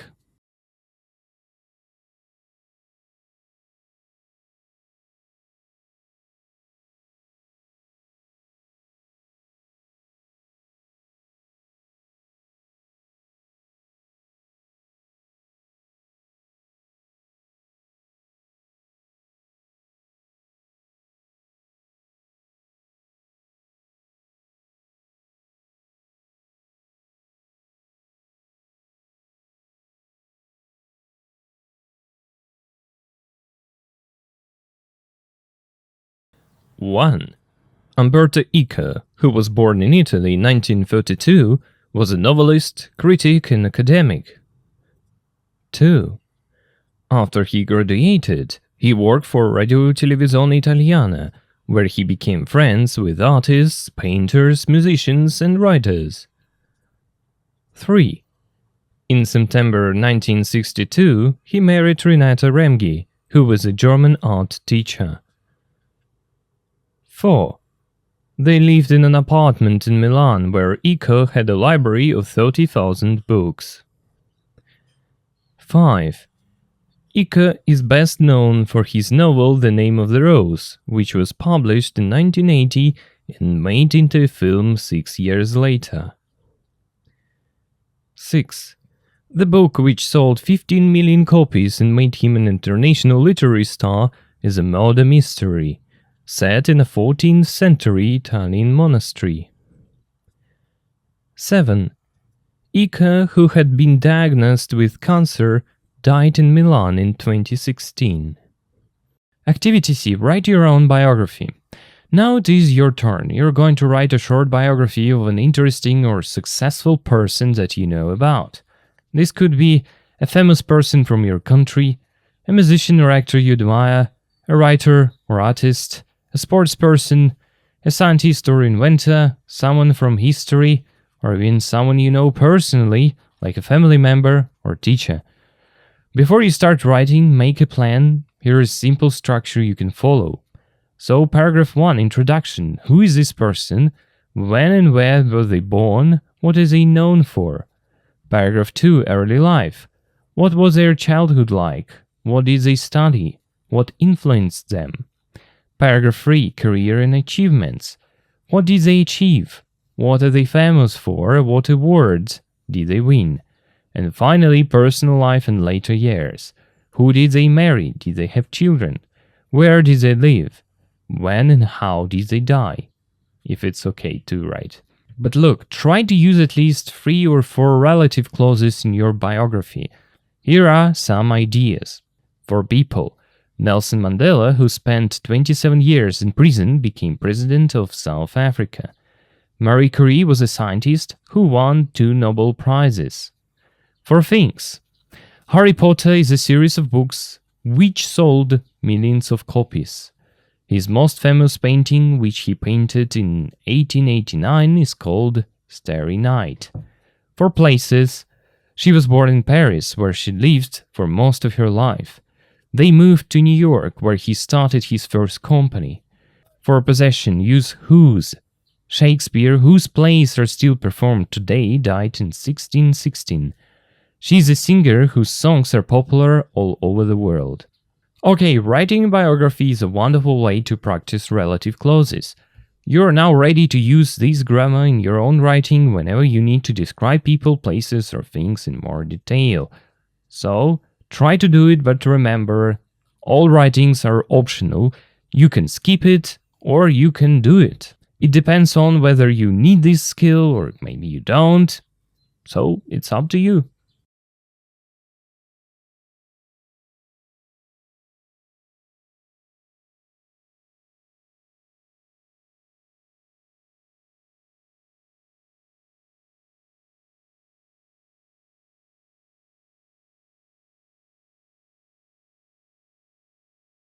Part 5. Listening British Design Icons. So far in this lesson you have read about famous people and learned grammar to describe them. Now it's time to listen. In this part you will learn about 4 British design icons, objects that are famous around the world for their design.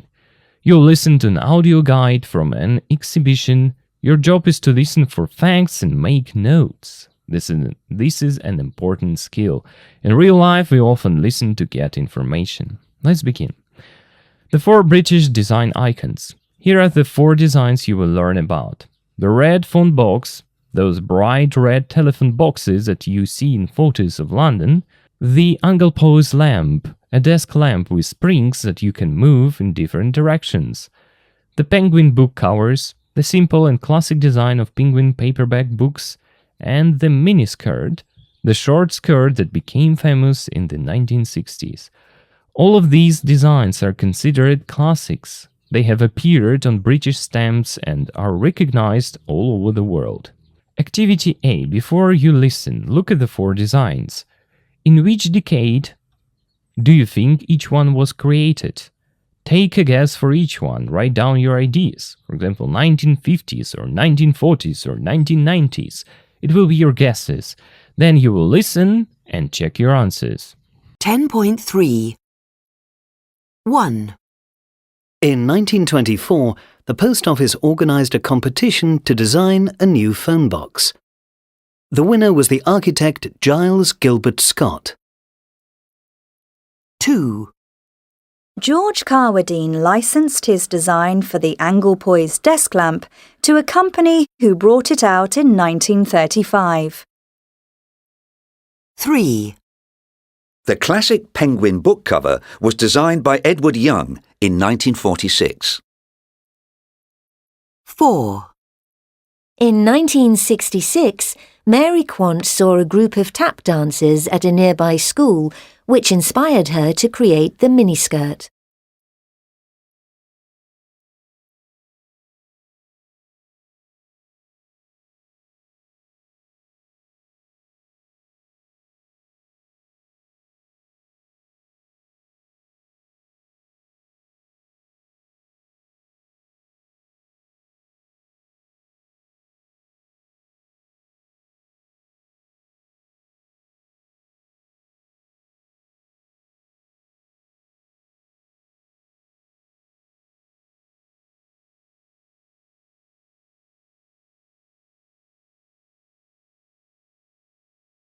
Activity B.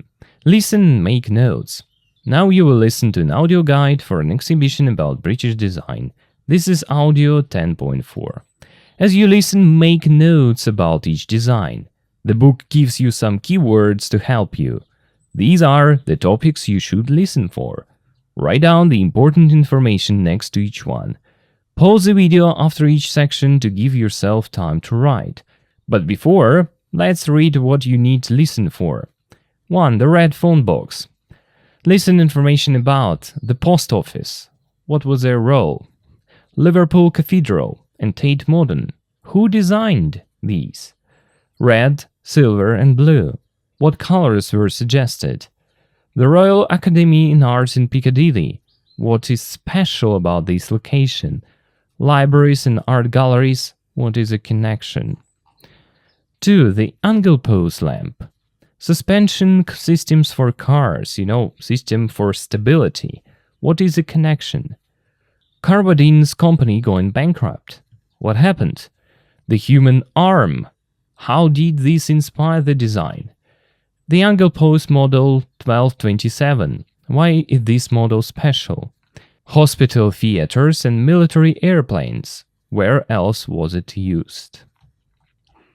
3. The penguin book covers. Okay, Allen Lane and a railway platform in 1935. What happened here? His secretary. What did she suggest?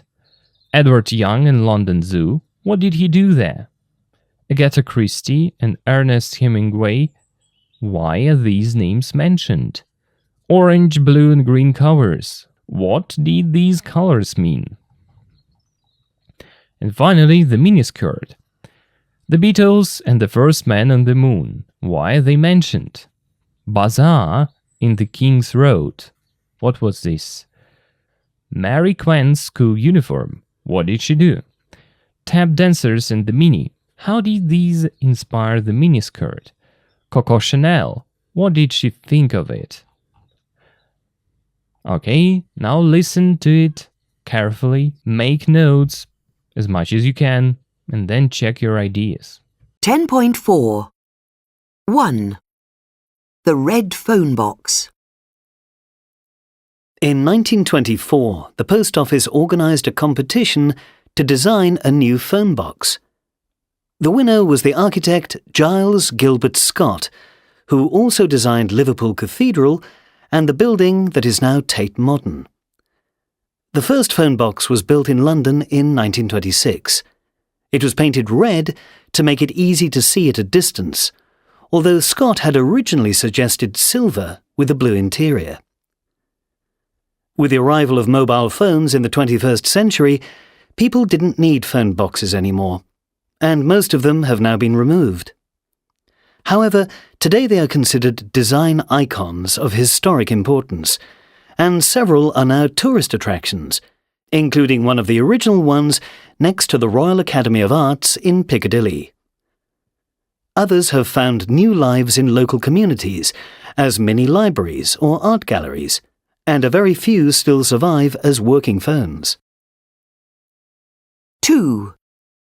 The Anglepoise lamp. George Carwadine was an engineer who specialised in suspension systems for cars. He worked for car manufacturers for several years, but when the company he was working for went bankrupt, he decided to set up a small company on his own. He had a little workshop in his garden, and there he designed a lamp which could be moved in different directions, inspired by the human arm.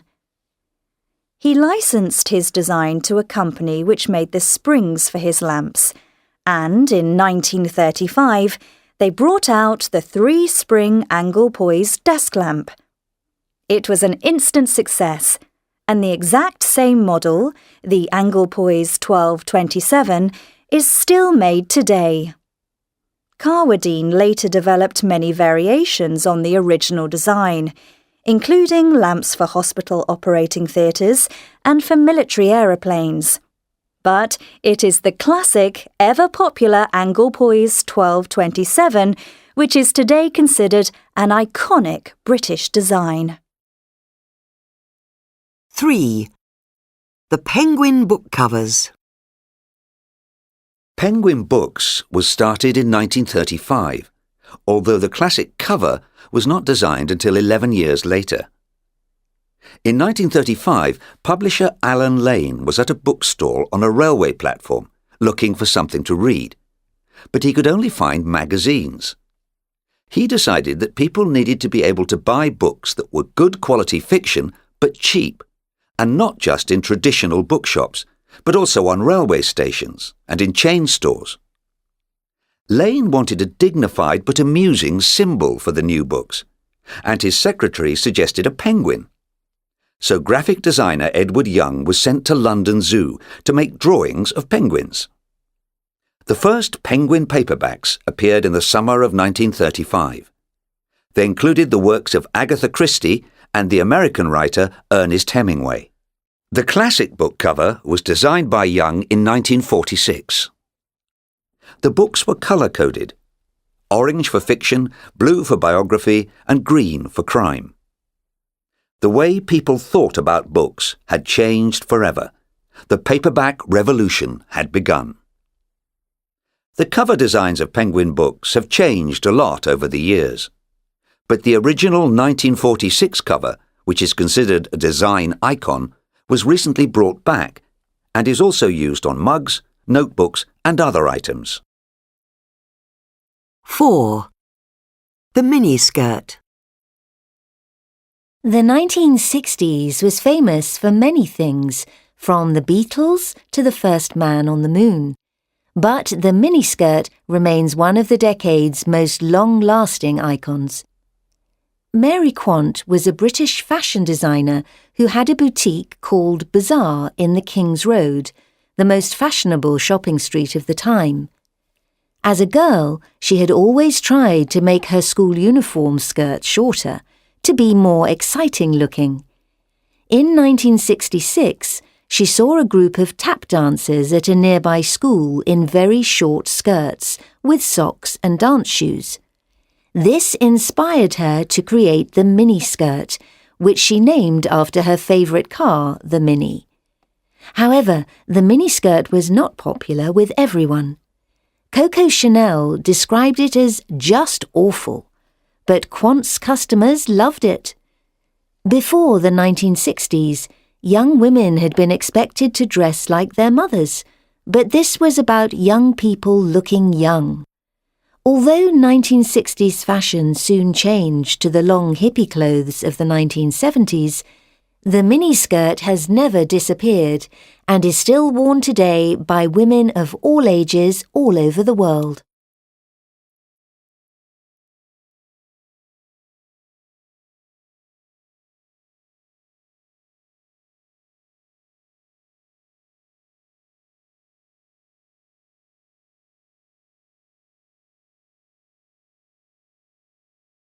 Here are examples of notes for each design. Use these just to compare with your own. Your notes can be completely different. It's okay. I'm just giving it to you just as an example. 1. The red phone box. The post office organized a competition in 1924 to design a new phone box. Liverpool Cathedral and Tate Modern, designed by Gales Gilbert Scott, the same architect who won the phone box competition. Red, silver and blue. Scott originally suggested silver with a blue interior, but they painted it red so people could see it from far away. The Royal Academy of Arts in Piccadilly. One of the original phone boxes is still there, now a tourist attraction. Libraries and art galleries. Old phone boxes have been repurposed as mini libraries or art galleries in local communities. 2. The Anglepoise lamp. Suspension systems for cars. George Carvadine was an engineer who specialized in these. This knowledge helped him design the lamp. Carvadine's company going bankrupt. After this happened, he started his own small company in his garden. The human arm. The lamp was inspired by the way the human arm moves. The Anglepoise model 1227. The original three-spring model from 1935, it is still made today. Hospital theaters and military aeroplanes. Carvadine made special versions of the lamp for these places. 3. The Penguin book covers. Allen Lane in railway platform in 1935. Lane was at a railway station looking for something to read, but could only find magazines. This inspired him to start Penguin Books. His secretary, she suggested a penguin as a symbol for the new books. Edward Young in London Zoo. Young was sent to London Zoo to draw penguins for the book cover. Agatha Christie and Ernest Hemingway. Their books were among the first penguin paperbacks. Orange, blue and green covers. Orange for fiction, blue for biography, green for crime. 4. The miniskirt. The Beatles and the First Man on the Moon. The 1960s were famous for these things, and also for the miniskirt. Bazaar in the King's Road. Mary Quant's boutique in London's most fashionable street. Mary Quant's school uniform. As a girl, she always tried to make her school skirt shorter.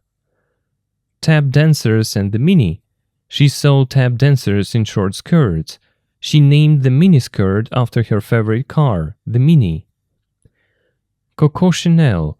The famous fashion designer described the miniskirt as just awful.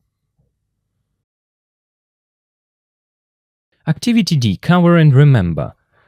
Look at the 4 design icons. How much can you remember about each one? Try to say at least 3 facts about each design without looking at your notes.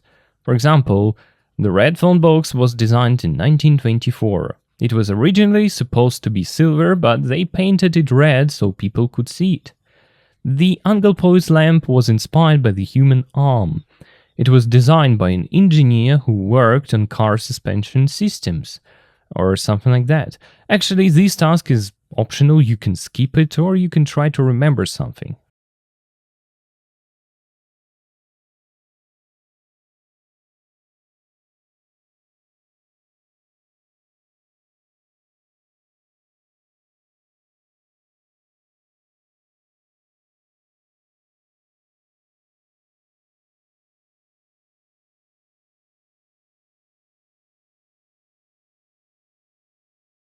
Now listen and read the script at the same time. Then I'm going to translate it for you. Ну, теперь переведем данную аудиозапись. Первая часть. Красная телефонная будка. В 1924 году Post Office, то есть почта, организовала соревнование, чтобы разработать или спроектировать новую телефонную будку. Победитель был архитектор, собственно, это его имя, Скотт, который также разработал или также спроектировал Ливерпульский, получается, собор и здание, которое теперь называется Tate Modern. Ну, это просто название здания. Первая телефонная будка была построена в Лондоне в 1926. Она была покрашена красным, чтобы сделать так, чтобы ее легко можно увидеть на расстоянии. Несмотря на то, что Скотт вообще изначально предлагал серебряный цвет с голубым интерьером. Но, получается, с появлением мобильных телефонов, то есть arrival, как прибытие, появление с мобильных телефонов, в 21 веке люди больше не нуждаются или людям больше не нужно телефонные будки. И большинство из них теперь have now been removed, то есть их удалили или, собственно, их больше там нет. Однако сегодня они считаются, получается, как дизайнерской иконой или что-то великолепным дизайном исторической важности. И даже несколько телефонных будок теперь у нас достопримечательности, то есть tourist attractions — это достопримечательности, включая одну, то есть телефонную будку из тех самых изначальных, of the original ones, из оригинальных изначальных, рядом, получается, next to it. Это рядом с Королевской академией искусств в Пикадилли. Остальные, получается, нашли новые жизни в местных каких-то сообществах, таких как мини-библиотеки или же, собственно, арт-галереи, или картинные галереи. И, получается, very few, то есть прям очень-очень мало или прям несколько, все еще выжили в качестве рабочих телефонов. То есть можно найти парочку, которые все еще функционируют. Так, это что касаемо телефонных будок. Дальше. Вот эта лампа. Честно, не помню, как она переводится, но это лампа, которую можно двигать в разные стороны. Пусть будет просто лампа. Джордж Карвардейн был инженером, который специализировался на, получается, подвеске, на системе подвески для машин. Он работал на машинных производителей, получается, несколько лет, но когда компания, на которой он работал, went bankrupt, то есть обанкротилась, он решил, то есть сам создать маленькую компанию, his own, то есть самостоятельно. У него была маленькая мастерская в его саду, и там он спроектировал лампу, которая могла быть передвижена или как могла двигаться в разных направлениях. И это все дело было вдохновлено, можно так перевести, вдохновлено человеческой рукой. Он лицензировал свой дизайн, получается, компании, которая делала пружины, springs, которая делала пружины для его ламп. И в 1935 году they brought out the free spring and composed desk lamp. То есть они вытащили на свет, это дословно имеется в виду, можно сказать, спроектировали трехпружинную эту настольную лампу. Это был, instant success, то есть сразу же успех, без замедления, то есть сразу это принесло успех. И это точно такая же модель, она называется Uncle Pose, получается 1227, все еще производится сегодня. А Карвардейн позже разработал много вариаций, получается, on the original design, от изначального дизайна, включая лампы для, получается, больниц, operating theaters, это имеется в виду операционных, и для каких-то военных самолетов. Но это, получается, классика, до сих пор популярный. До сих пор популярный модель 1227, собственно, эта модель, и которая сегодня считается просто, иконой британского дизайна. Это можно дословно перевести. Дальше, часть 3. Обложки книг с пингвинами. Пингвинные книги, так это назовем здесь, начались у нас в 1935 году, хотя классическая обложка не была разработана до, имеется в виду, аж 11 лет спустя. До этого времени ее не было. В 1935 году издатель Ален Лейн был, получается, на Bookstall. Он побывал на... Вообще, что такое стол? Это прилавок. То есть прилавок с книгами на железнодорожной платформе. И он искал что-нибудь почитать. Но он смог найти только всего лишь журналы. Да, действительно жизненно. И он решил, что людям нужно было смочь купить книги, которые были, хорошего качества. То есть какие-то хорошего качества художественной литературы, но дешевые. И не просто в обычных, то есть букшопах, то есть имеется в виду книжных магазинов, но также на каких-нибудь привокзальных станциях или там в сетевых магазинах, то есть в мелких лавках и так далее. Лейн хотел, получается, a dignified but amusing symbol, то есть какой-нибудь величественный, но в то же время забавный символ для новых книг, и его секретарь предложила пингвина. Поэтому графический дизайнер Эдвард Янг was sent to London Zoo, то есть вот этого человека послали в лондонский зоопарк, чтобы нарисовать пингвинов. И первый пингвин на обложке появился летом 1935-го. Они включили работы Агаты Кристи и американского писателя Эрнеста Хемингуэя, то есть сразу же выпустили, издали. И классическая книга, или классическая обложка этой книги была спроектирована. Так, вторая часть на другой странице. Соответственно, была спроектирована Юнгом, можно так перевести, я так понимаю, фамилия человека, в 1946. И книги были цветные, то есть у них был цветной код. Оранжевый цвет для художественной литературы, голубой для биографий, а зеленых для детективов.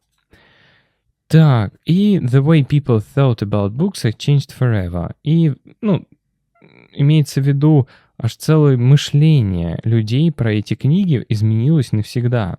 Обложки, то есть революция обложек началась. И вот этот вот обложки, дизайны обложек вот этих книг с пингвинами поменялись, сами по себе поменялись за года. Но вот оригинальная, то есть та самая изначальная 1946 обложка, которая считается дизайнерской иконой, была недавно brought back, то есть ее недавно воскресили, можно так, принесли назад, то есть воскресили. И она также используется на кружках, тетрадках и других предметах. Собственно, это про пингвинов. Дальше. Мини-юбка. В 1960-х эта штука была в 1960-х было известно, или они были известны за многие вещи, вот так вот скажем, вот эти года. От Битлсов до первого человека на Луне. Но мини-юбка остается одной из самых, то есть из этого десятилетия, long-lasting icons, то есть имеется в виду такой иконой, которая длится очень много-много лет. Мэри Квант, так это у нас получается женщина, была британской, фэшн-дизайнер, то есть дизайнер по моде, у которой был бутик, который называется Bazaar in King's Road, просто в этом месте, я так понимаю, как адрес. Самый фashionableный, самый модный, или самая модная улица для покупок в то время. И в качестве маленькой, не девочки, но когда она была девушкой, она всегда пыталась носить, получается, или сделать так, чтобы ее школьная униформа, юбки школьной униформы были короче, чтобы быть более, круто выглядящей. И в 1966 она увидела группу танцующих чечетку в школе рядом в очень коротких юбках с носками и, соответственно, танцевальной обувью. Это вдохновило ее, чтобы создать мини-юбку, которую она назвала в честь своей любимой машины «Мини». name after, назвать в честь чего-то. Однако мини-юбка не была популярна, со всеми имеется в виду, не все любили эту мини-юбку. Например, Коко Шанель описала ее just awful, то есть просто ужасно. Но клиенты Кванта полюбили ее. Перед 1960-м, до этого года, молодые женщины Ну, ожидалось, что они будут носить или одеваться, как их матеря, ну или мамы. Но это все про This was about young people looking young. Но это все было про то, что молодые люди просто выглядели молодо. Странно, но пусть будет. Несмотря... или вот так вот. Хотя 1960-е, в 60-х мода вскоре изменилась на какие-то длинные одежду хиппи. В 1970-х мини-юбка никогда не исчезала и все еще носится, или как ее все еще носят, женщины всех возрастов all over the world, по всему миру. Ну, вот такая вот вещь. Что ж, это была довольно длинная аудиозапись. Надеюсь, стало чуточку понятнее. Конечно, были какие-то моменты, как слепые пятна здесь. Но в целом, я думаю, разобрались. А так, двигаемся дальше. Activity discussion. Now think about these questions. Question 1. Which of the 4 designs do you think are the most attractive? Why? Think about the shape, color and style, how it works or how it's used, why it has remained popular for so long. And question 2. What would you consider to be examples of iconic design in your country? Think about buildings, objects, clothing, books or magazines, furniture, cars or other vehicles. I will also leave 2 example answers for discussion. You can use it for your inspiration and just try to say something at least. So pause the video, look at the question and share your thoughts with yourself. Use full sentences, give reasons. Good luck with this task.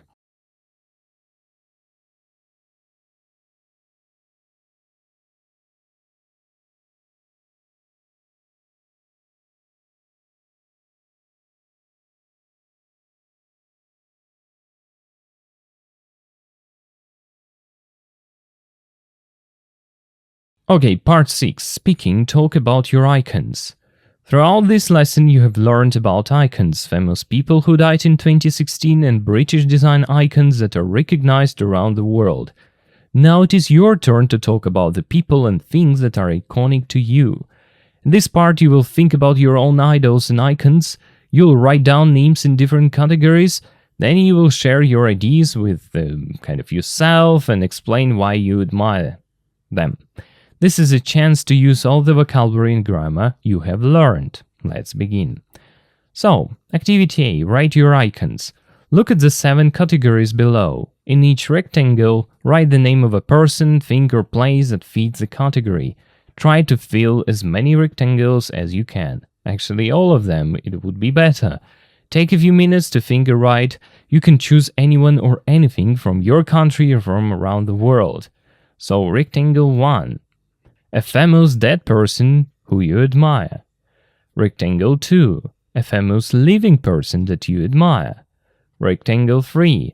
An iconic landmark that you really like. Rectangle 4. A company whose design you love. Rectangle 5. An everyday object that you own that you think has a beautiful design. Rectangle 6. An object which you would like to own whose design you love. And rectangle 7.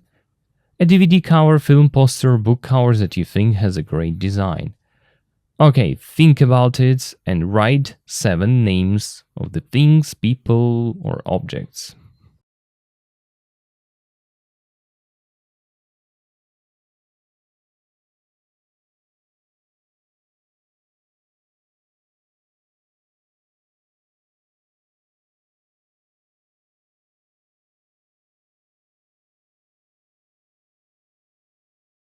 And finally, talk about your people, things and places. Explain why you admire them.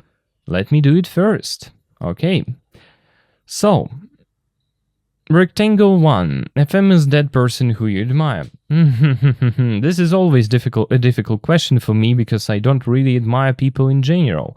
I mentioned it earlier, but for this task I need to choose someone again. So, I will say Stephen Hawking. He was a British scientist whose life was incredibly difficult. He became, trapped inside his own body, completely paralyzed, but he still managed to do great things. It is scary to think that something like that could happen to anyone.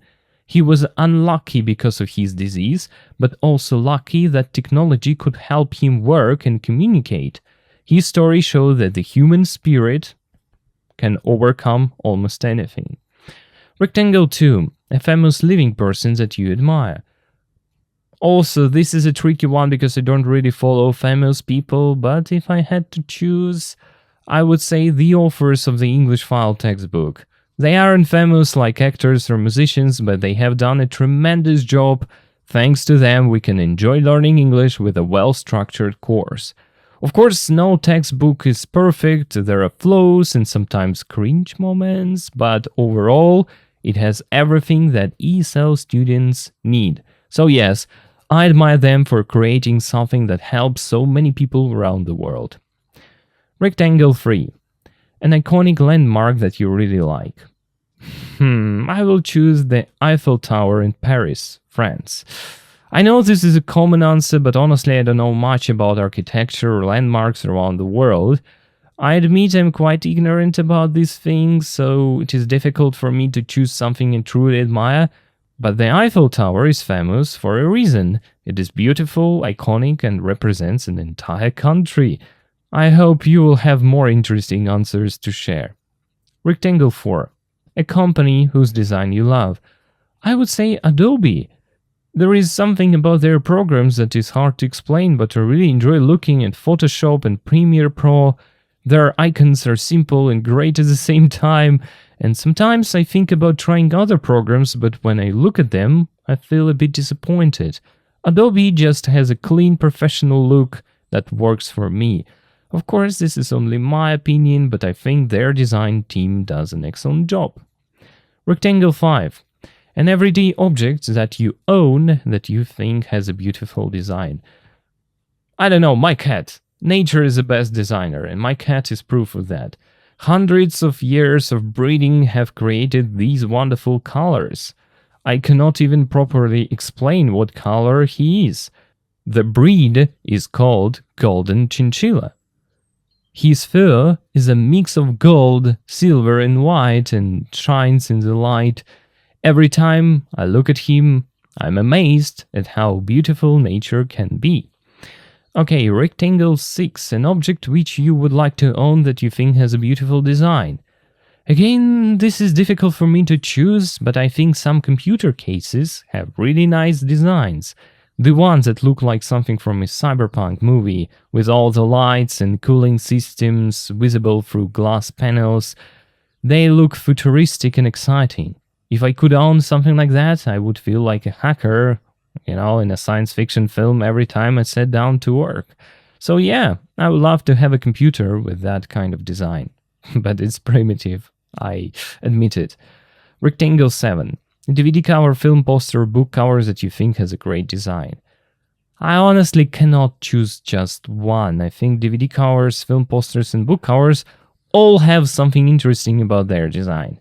I rarely see boring ones, and there is a good reason for that. They are all for fighting for our attention. Designers work hard to make us pick up a book or watch a film, and usually they succeed. So instead of naming one, I will just say that I appreciate the effort that goes into all of them. Something like that. Oh, maybe my answers are so poor. Can you beat your teacher and say more? I hope so. Now it's your turn. Pause the video. For each of the 7 categories, choose a person, place, or thing, then explain why you admire it. Try to use relative clauses. This is a person who, this is a landmark that, this is a company whose design. So be honest, be specific, and have fun with it. Good luck.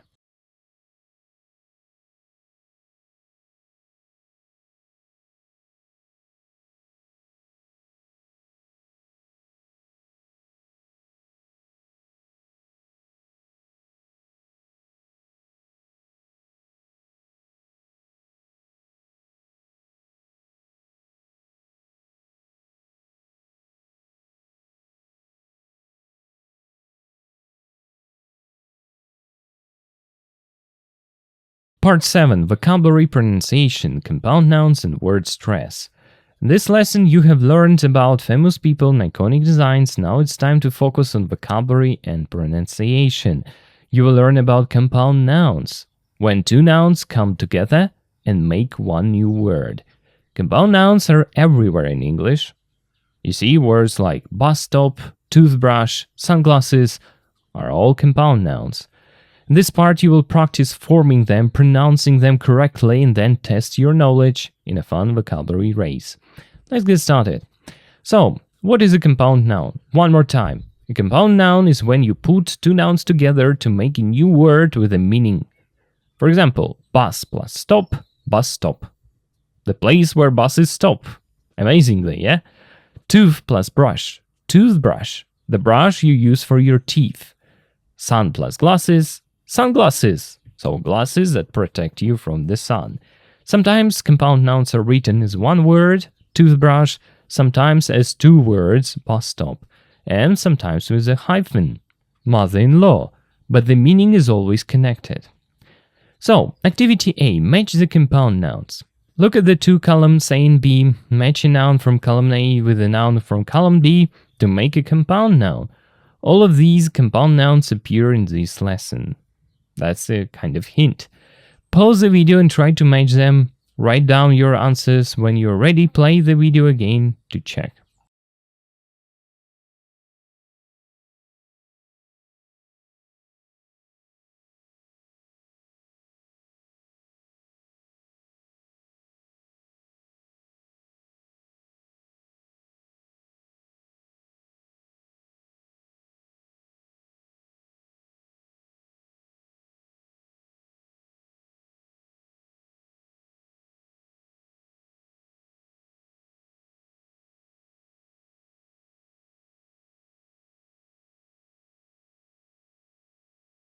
Now you will hear audio 10.5 and check your answers, but pay attention to two things.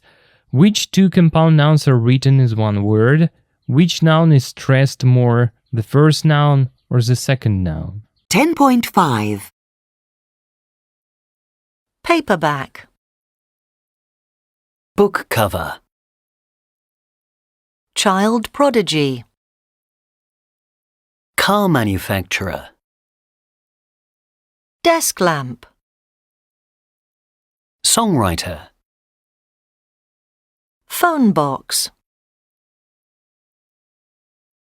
Which two are written as one word? Let's check it. Paperback and songwriter are written as one word. The others are written as two words. Which noun is usually stressed? In compound nouns, the stress is normally on the first noun. Paperback, book cover, child prodigy, car manufacturer, desk lamp, songwriter, phone box, and so on. Activity C, compound nouns race. It shouldn't be a race, so you can take as much time as you need. So take your time, don't hurry, and try to answer as many questions as you can. All the answers are compound nouns from files 1 to 10 of your course. I mean from this textbook. Read each question and write down the compound noun that answers it, and then you'll check your ideas.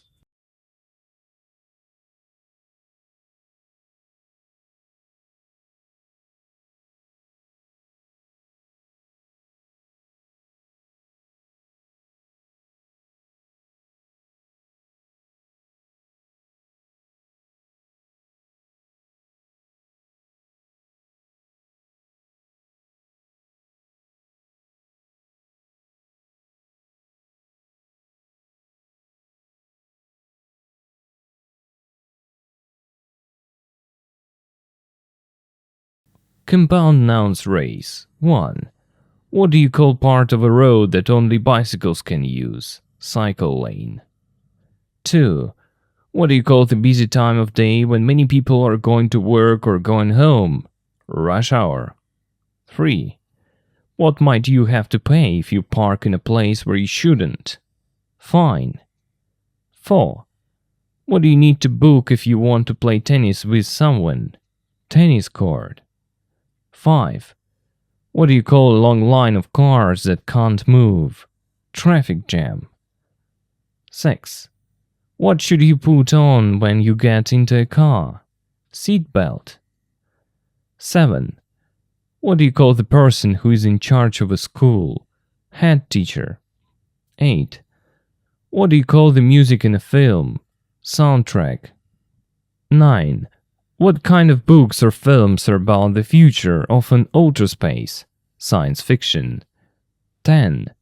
What can you use to transfer files from one computer to another if the internet isn't working?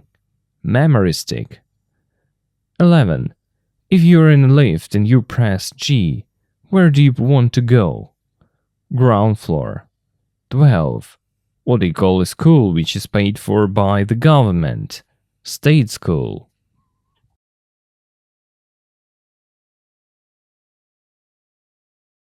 Now, let's take a look at your homework tasks.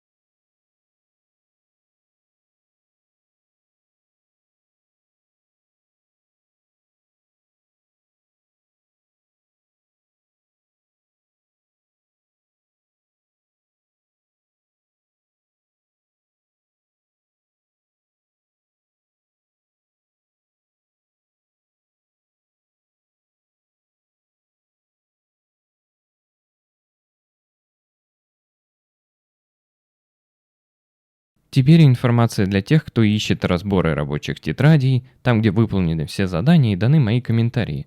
Заходите на любой урок по курсу Intermediate и переходите в описание. В описании первая ссылочка стоит у нас здесь Subscription to Boosty, Workbook Answer, Keys Here. Щелкайте на данную ссылочку и переходите на сайт Boosty.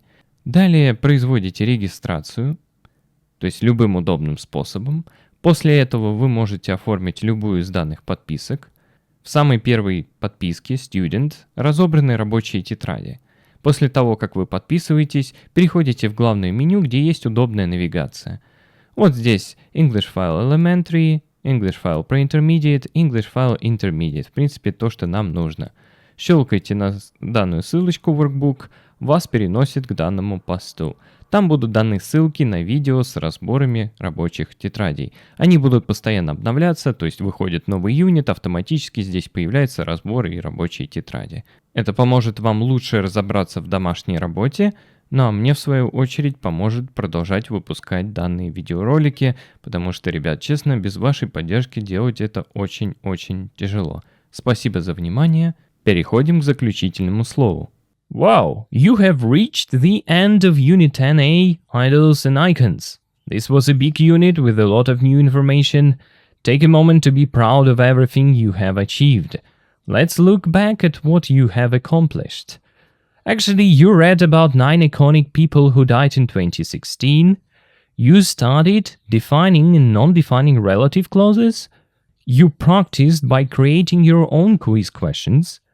You wrote a biography of an interesting person, maybe.